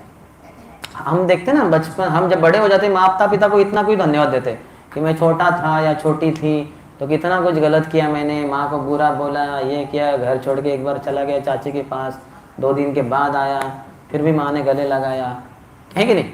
और माँ ऐसे नहीं, अरे 2 दिन घर के बाहर रहा, अभी 2 दिन भूखा रखूंगी इधर, चुपचाप देखता रहे, ऐसा नहीं करते। तो हमें प्रेम होना चाहिए। तो जब हरिनाम ध्यान से लेंगे, भक्तों की सेवा करेंगे, मॉर्निंग प्रोग्राम ठीक से करेंगे, तो कृष्ण हमारे हृदय में प्रवेश करेंगे। जब कृष्ण हृदय में प्रवेश करेंगे, आप संसार में प्रेम बांटोगे। आप प्रेम की इच्छा नहीं करोगे कि कितने लोगों ने मेरे साथ कितना प्रेम किया, नहीं, आप बस you will be a distributor of love, क्योंकि इतना प्रेम, कृष्ण है ना। तारा वो कहते हैं भजनेर मध्य सर्वश्रेष्ठ नवविधा भक्ति, कृष्ण प्रेम कृष्ण दीते धरे महाशक्ति। सभी अलग अलग प्रकार के जो आध्यात्मिक कार्य हैं उसमें भजन है, उसमें सर्वश्रेष्ठ नवविधा भक्ति है। श्रवणम, कीर्तनम, विष्णु स्मरणम, पाद सेवनम, अर्चनम, वंदनम, दास्यम, सख्यम, आत्मनिवेदनम। तो श्रवण भजन में सर्वश्रेष्ठ है नवविधा भक्ति। और उसकी क्या शक्ति है, कृष्ण प्रेम कृष्ण दीते धरे महाशक्ति। ये नवविधा भक्ति आपको कृष्ण प्रेम प्रदान करके देगी। और बाद में जाके कृष्ण प्रेम जब आप जी रहे हैं इस संसार में, और जब शरीर छोड़ के जाएंगे तो गोलोक वृंदावन पहुंच जाएंगे, वहां कृष्ण ही आपको प्राप्त हो जाएंगे। तो ये नवविधा भक्ति की श्रेष्ठता है। तो कृष्ण प्रेम जिसके हृदय में भर गया, वो कभी दूसरे कैसे मेरे साथ व्यवहार करे ऐसे सोचते। जैसे माँ होती है, जैसे एक प्रकार के सागर होती है प्रेम का, तो इसलिए बच्चे कितना दुर्व्यवहार करे कभी बुरा नहीं मानती हो, नहीं कि नहीं।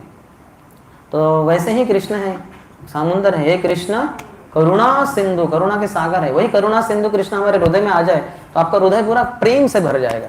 तो इसके बाद संसार में कैसे भी लोग आपके साथ दुर्व्यवहार करें, कितना भी, तो भी आप कभी कुछ बुरा नहीं समझेंगे। जैसे हम नित्यानंद प्रभु को देखते हैं, गए हो और हरिदास ठाकुर दोनों का पीछा किया गया जगाई माता के द्वारा, और बाद में वाले में तो नित्यानंद प्रभु के सर के ऊपर प्रहार किया गया। तो नित्यानंद प्रभु क्या क्रोधित हो गए? नहीं। नित्यानंद प्रभु वही बलराम होते तो रोम हर्षण सूत हो या कोई भी हो उसका नाम और निशान मिटा देते, लेकिन वही अक्रोध परमानंद नित्यानंद राय, अक्रोध, क्रोध का नामो निशान नहीं। और फिर वो क्या कहते हैं? रोते हुए कहते हैं, ये नहीं कि चोट पहुंची इसलिए रोए, नहीं, हे जगाई, हे मधाई, तुम जो हरिनाम नहीं ले रहे उसके कारण मुझे बहुत अधिक दुख हो रहा है। इससे नहीं दुख हो रहा है, इससे कुछ पीड़ा नहीं हो रही, तुम हरिनाम नहीं ले रहे। देखिए कितना प्रेम से भरे हुए नित्यानंद प्रभु, प्रेम के सागर से भरे हुए। तो ऐसे नित्यानंद प्रभु, गौरांग महाप्रभु, गौर नित्य राधा कृष्ण की सेवा करेंगे तो हम भी प्रेम से भर जाएंगे। प्रचार में बहुत अच्छा अनुभव आता है। अब पुस्तक वितरण किए होंगे, कितने जन किए?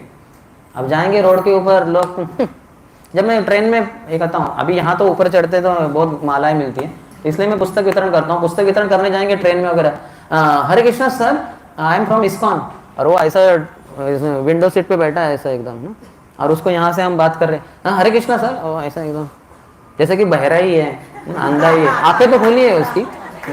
तो कभी कभी मैं अपने ही मिथ्या अहंकार को, क्योंकि वो देख ही नहीं रहा है, आधा मिनट हो गया वगैरह, और तो कुछ आपकी तरफ देख ही नहीं रहा, क्या किताब है कुछ नहीं, तो मैं कहता हूँ okay may be he is not seeing, उनको पता नहीं चलता। अपने ही थोड़ा सा जो चोट पहुंची मिथ्या अहंकार को थोड़ा सा मलम लगा के बाहर निकलो आपसे, तो बहुत अच्छा होता है ऐसे करना। तो हम प्रेम से जितना भरे रहेंगे उतना किसी का भी कुछ दुर्व्यवहार है उसको देखेंगे नहीं। प्रभात हम देख सकते हैं कितना उनके साथ दुर्व्यवहार किया गया बाकियों के द्वारा, नहीं कभी वो क्रोधित हुए नहीं, कुछ नहीं। Yes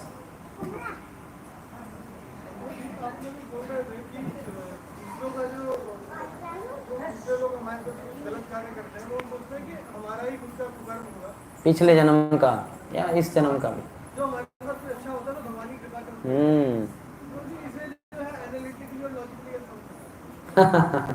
analysis and logic fails in devotional service। तर्क से नहीं भगवान को समझ सकते हैं। जैसे आप ही वो माँ का ही उदाहरण देखें ना, अरे इतना खिलाया उसको, इतना पिलाया, इतना सुलाया अच्छे से, और वो लात मार रहा है माँ को, ये क्या लॉजिक है? अर्थात हम थोड़ा भौतिक संसार में इसलिए थोड़ा समझते हैं कि वो नादान है करके, तो उसी तरह से आपको थोड़ा सा और भक्ति में प्रगति करेंगे तो समझ में आएगा वो कैसे वो होता है करके, और ये समझेंगे आप तभी तो आप मुक्ति के पात्र बनेंगे, नहीं तो नहीं। ये सर्वोच्च श्लोक है, वो कहते हैं कि हृदवाग वकुर्भी विदधन नमस्ते जीवे तो जो मुक्ति पदे, जीवे वो जी रहा है अभी भी, शरीर छोड़ा नहीं है, मुक्ति का हकदार बन गया वो, क्योंकि वो ये समझ उसको पूरी तरह से उसका साक्षात्कार हो गया कि जो भी कुछ गलत हो रहा है वो मेरे ही कुकर्मों के कारण हो रहा है। दूसरों को दोष देना तो मूर्खता होगी। जैसे बुमरैंग कहते हैं हम, वो आता है हमें हिट करेगा, नहीं but I only released it, तो मेरे पास आ गया।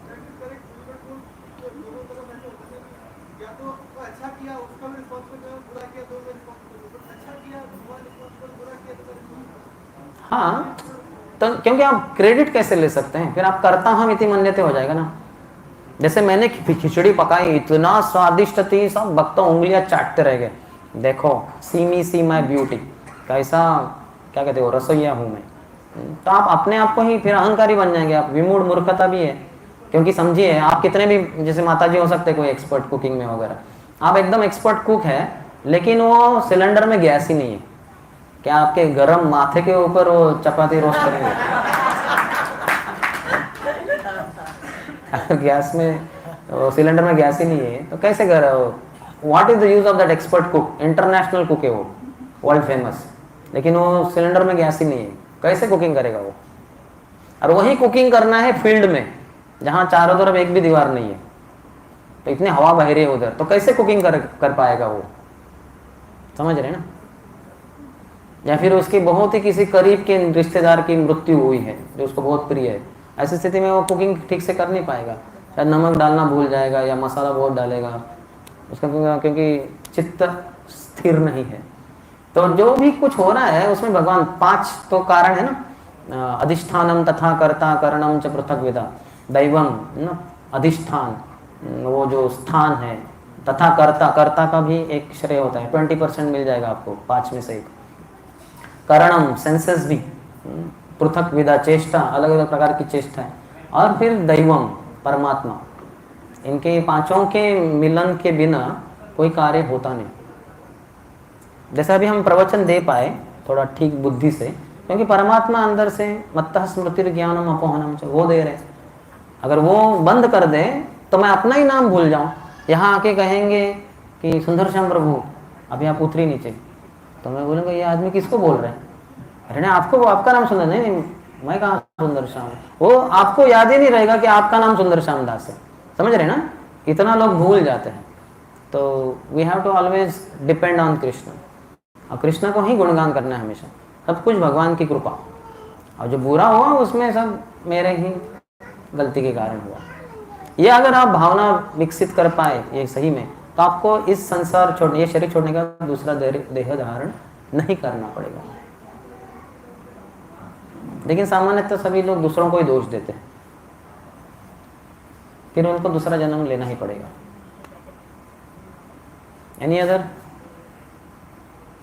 राम कथा में अगर इतनी शक्ति है तो जैसे प्रयागराज से महाराज आए थे बेचू एग्रीकल्चर, ये कथा से संबंधित रहेगा तो अच्छा रहेगा। आप कथा से बता रहे हैं। प्रश्न पूछिए डायरेक्टली। जैसे एक बच्चे का हाथ कांप रहा था, गिलास में उठ रहा था, तो वहाँ प्रयागराज में किसी संत से वो गए, उसके माँ बाप बच्चे को लेकर संत जी पूजा में थे। जब पूजा से निकले तो कहे भाई राम कथा का आवाज, राम कथा के प्रभाव से बच्चा बच जाएगा। तो बच गया। राम कथा तय हो गया वहाँ बीएचयू में, राम कथा 9 दिन चली, हम जाते थे वहाँ पर सावन में। संक्षिप्त में बताइए एक लाइन में। तो कथा हुई और राम कथा की इतनी शक्ति थी कि वो बच्चा बच गया। और चाहे दान से पैसा मिला हो, माँ बाप का पैसा नहीं था, चाहे दान से मिला हो चाहे शक्ति से मिला हो, तो ऐसी है शक्ति की पैसा न भी हो तो केवल कथा कहने से भी कोई बीमारी आरोग्य हो जाती है। तो इसका एक सबसे बड़ा बीमारी हमारा, हमें भवरोग हो गया है। क्योंकि समझिए वो बच्चे का हाथ ठीक भी हो गया जो भी कुछ था, लेकिन अगर उसको फिर से अगला जन्म लेना पड़े तो वो रोगी ही रह गया। तो जो कृष्ण कथा है, राम कथा है, इसके द्वारा हमारा भवरोग ही दूर चला जाता है। तो इसलिए चिंता करने की ज़रूरत नहीं है आपको, आप बस कृष्ण कथा राम कथा सुनते ही रहिए। और उसका जो फल मिल रहा है भौतिक, उसके बारे में मत सोचिए, वो कर्मकांड के अंतर्गत वगैरह हो जाता है कि ये कथा के द्वारा हमारा शरीर स्वास्थ्य ठीक हो जाए, इसके द्वारा हमारा मन शांत हो जाए। अपने आप को केंद्र में नहीं रखना है। भक्ति यानी अपने आप को केंद्र से निकालना और वहाँ कृष्ण जी को और राम जी को रखना। हमारे क्या, हम तो शरीर तो जाने ही वाला है, आज है कल नहीं। जैसे आप भी 2023 चल रहा है, 2095 में आप हम में से कौन रहेंगे? हाथ ऊपर कीजिए। जिनको समझ रहा है मैं क्या बोल रहा हूँ, जिनको समझ रहा है मैं क्या बोल रहा हूँ, वो नहीं रहेंगे, और जो नहीं समझ रहे मैं क्या बोल रहा हूँ शायद वो रहेंगे। जैसे वो छोटा बच्चा है, वो नहीं समझ रहा है कि मैं क्या पूछ रहा हूँ, वो शायद रहेगा, लेकिन जो समझ रहे हैं उनमें से कोई नहीं रहने वाला।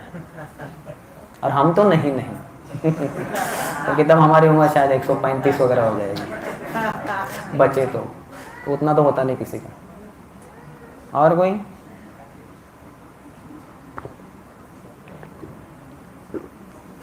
ठीक है, फिर है क्या आपका?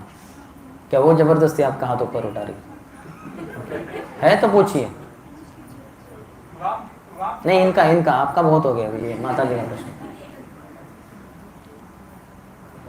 हरे कृष्ण।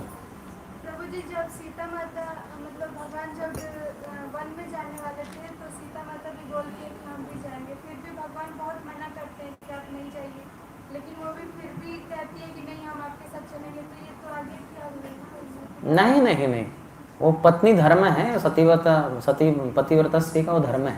तो ऐसा नहीं होता, धर्म में भी अलग अलग लेवल होते हैं। तो और ये भगवान की ही लीला है, नहीं तो फिर राम जी उधर आप जो आर्ग्यूमेंट दे रहे वही राम जी दे सकते थे ना। अरे किस प्रकार की पतिव्रता स्त्री हो, पति के आदेश को धुतकार रही हो, ऐसे नहीं राम जी ने कहा, राम जी लेके गए उसको।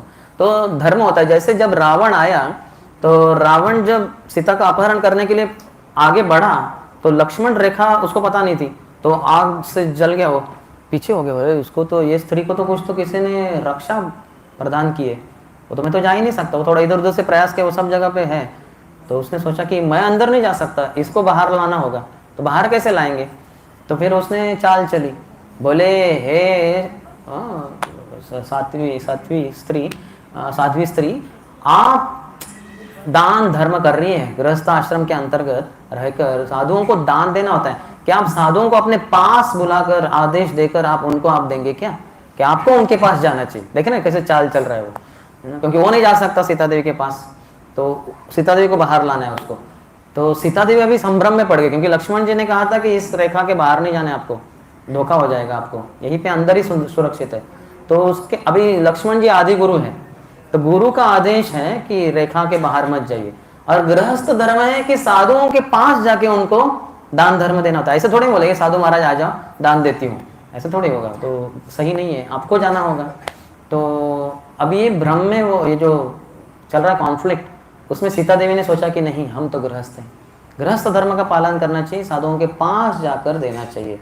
तो उन्होंने जो गुरु का आदेश, लक्ष्मण जी का आदेश था कि लांग के मत जाए, तो लांग दिया उन्होंने, ये सोचकर कि गृहस्थ धर्म गुरु के आदेश के धर्म के ऊपर है। ये उल्टा हो गया, गलती हो गई उनसे, गलती हो गई नहीं, ये लीला के अंतर्गत है। हमारे लिए क्या सीख है वो सीखते, ऐसे नहीं कि सीता देवी की गलती हो गई, हमारे लिए कुछ सीख है। तो वो धर्म में भी अलग अलग लेवल्स रहते हैं, समझ रहे ना? जैसे स्त्री धर्म है, कुल धर्म है, जाति धर्म है, बहुत प्रकार के मानव धर्म, ये धर्म वो देश धर्म से हजारों प्रकार के धर्म है। लेकिन इसलिए भागवतम में कहा है सवै पुंसाम परो धर्मो यतो भक्तिर अधोक्षचे अहैतुकी अप्रतिहता एयात्मासु प्रसिद्धति।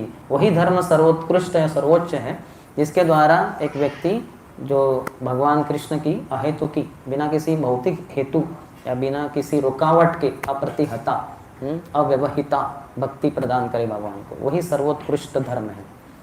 ठीक है, तो सीता देवी करेक्ट है।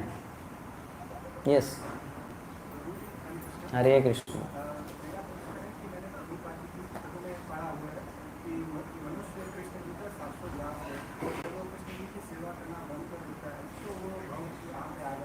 वो किस में आ जाता है? वो नीचे के लोगों में आ जाता है। हाँ। तो लोग भोगता है। कभी भी मैं कभी ये सोचता हूँ कि कृष्ण सेवा में इतना आनंद है, इतना संहिता का अनुभव होता है, तो मैंने कृष्ण सेवा करना क्यों त्यागा होगा? ये जवाब मैं अपना भूल नहीं पाता। प्रभुपाद इसके बारे में अलग अलग समय पे अलग अलग चीजें बात करते हैं, लेकिन एक है कि अभी वो क्यों सोचना मैंने ऐसा क्यों किया होगा।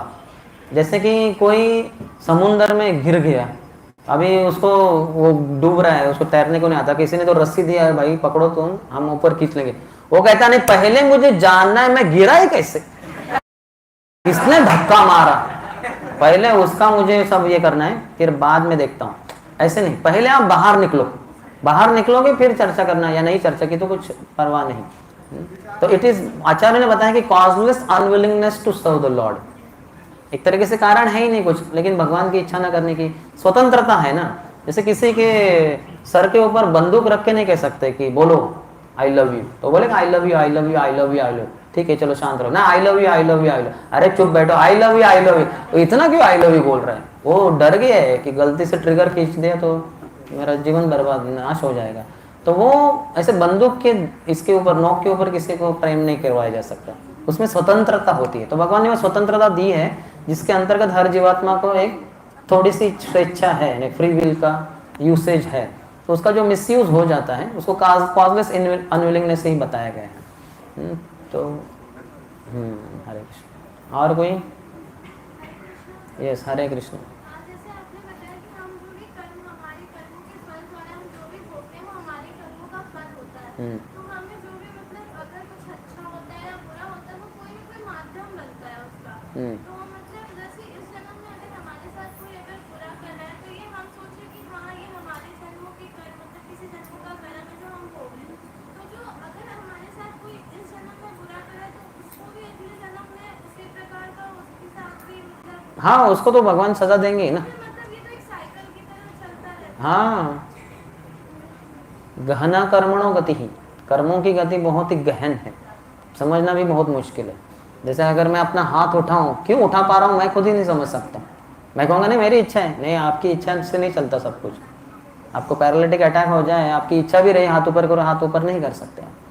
तो ये कर्मों का चक्कर चलता रहता है। जैसे अगर कोई खूनी है, अगर किसी खूनी का आप खून कर दो तो आपके ऊपर कोर्ट केस हो जाएगा, अरे आपने किया है कैसे ऐसे। लेकिन अगर सरकार ने अगर रखा है ऐसा कुछ इनाम, ये खूनी है मिल ही नहीं रहा है, किसी भी हालत में पकड़ के लाओ जिंदा या मृत, तो फिर आपने उसका खून कर दिया तो आपको अवार्ड ही मिलेगा।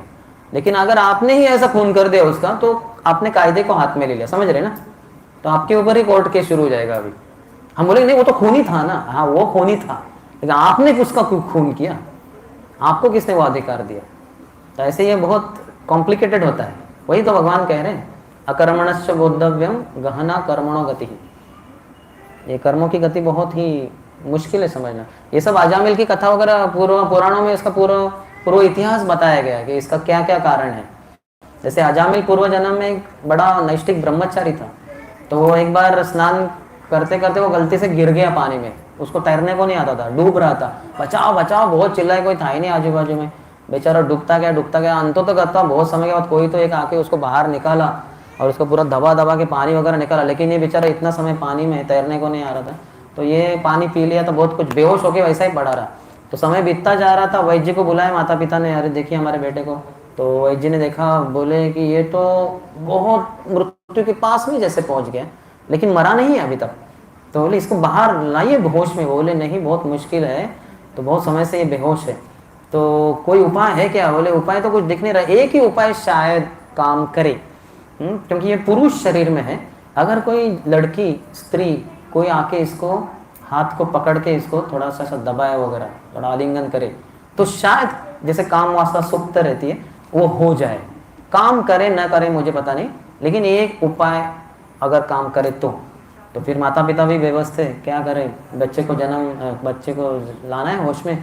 तो अभी उस जमाने में कोई लड़की तैयारी नहीं होगी, ऐसे पर पुरुष को कैसे हाथ लगा सकते हैं, सवाल ही नहीं उठता। तो कोई जवान लड़की अविवाहित करे नहीं, लेकिन वो माता पिता की बेबस-स्थिति देखकर एक लड़की मान गई, बोले ठीक है मैं करती हूँ। फिर वो आई और फिर वो अजामिल के मैंने पूर्व जन्म के वो ब्रह्मचारी के हाथ को पकड़ी और फिर उन्होंने दबाना शुरू कर दिया। तो थोड़ा थोड़ा दबाते तो अचानक वो होश में आ गया थोड़े समय के बाद, और देखा तो एक लड़की इतनी पास में, एकदम उसको धक्का लग गया। बोले अरे आप मेरे पास कैसे आ सकती, मैं ब्रह्मचारी हूँ, आपने मुझे हाथ कैसे लगाया, आपने मुझे इस तरह से हाथ लगाया, तुम वेश्या के समान हो, तुम एक वेश्या बन जाओ। उसने शापी दे दिया उसको। तो वो भी बोले अरे आप भी क्या बात कर रहे हैं, अरे आपकी जान जा रही थी, आपके माता पिता ने मुझे निवेदन किया है, आपकी जान बचाने के लिए मैं यहाँ आई, और आप मुझे इस तरह से शाप देते हो कि मैं वो वेश्या बनूंगी।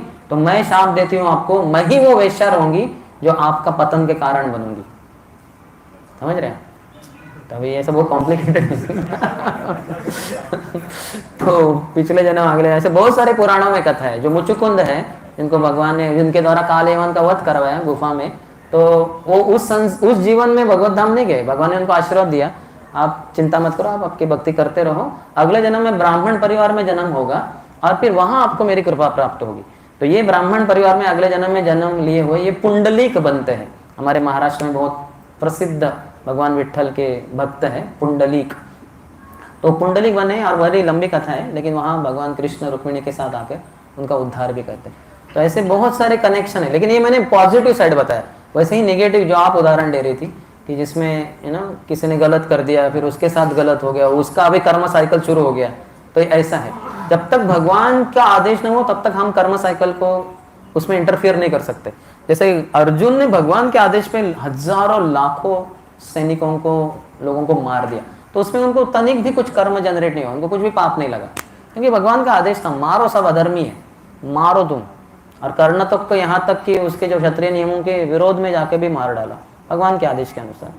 समझ रहे हैं, उसमें कुछ पाप नहीं लगता, न तो कोई उसमें पुण्य है, वो भक्ति हो गई। Is that okay? ओके, तो यहीं पे विराम देते हैं, बहुत समय हो गया, कल भी चर्चा करनी है। बहुत बहुत धन्यवाद। हरे कृष्णा। जय श्री श्री सीताराम लक्ष्मण हनुमान की, श्री राम नवमी महामहोत्सव की, श्रील प्रभुपाद की। समवेत गौर भक्त वृंद की हिताय गौर प्रेमानंदी। हरे कृष्ण। तो ये हम श्रीमान सुंदर शाह प्रभु का धन्यवाद देते हैं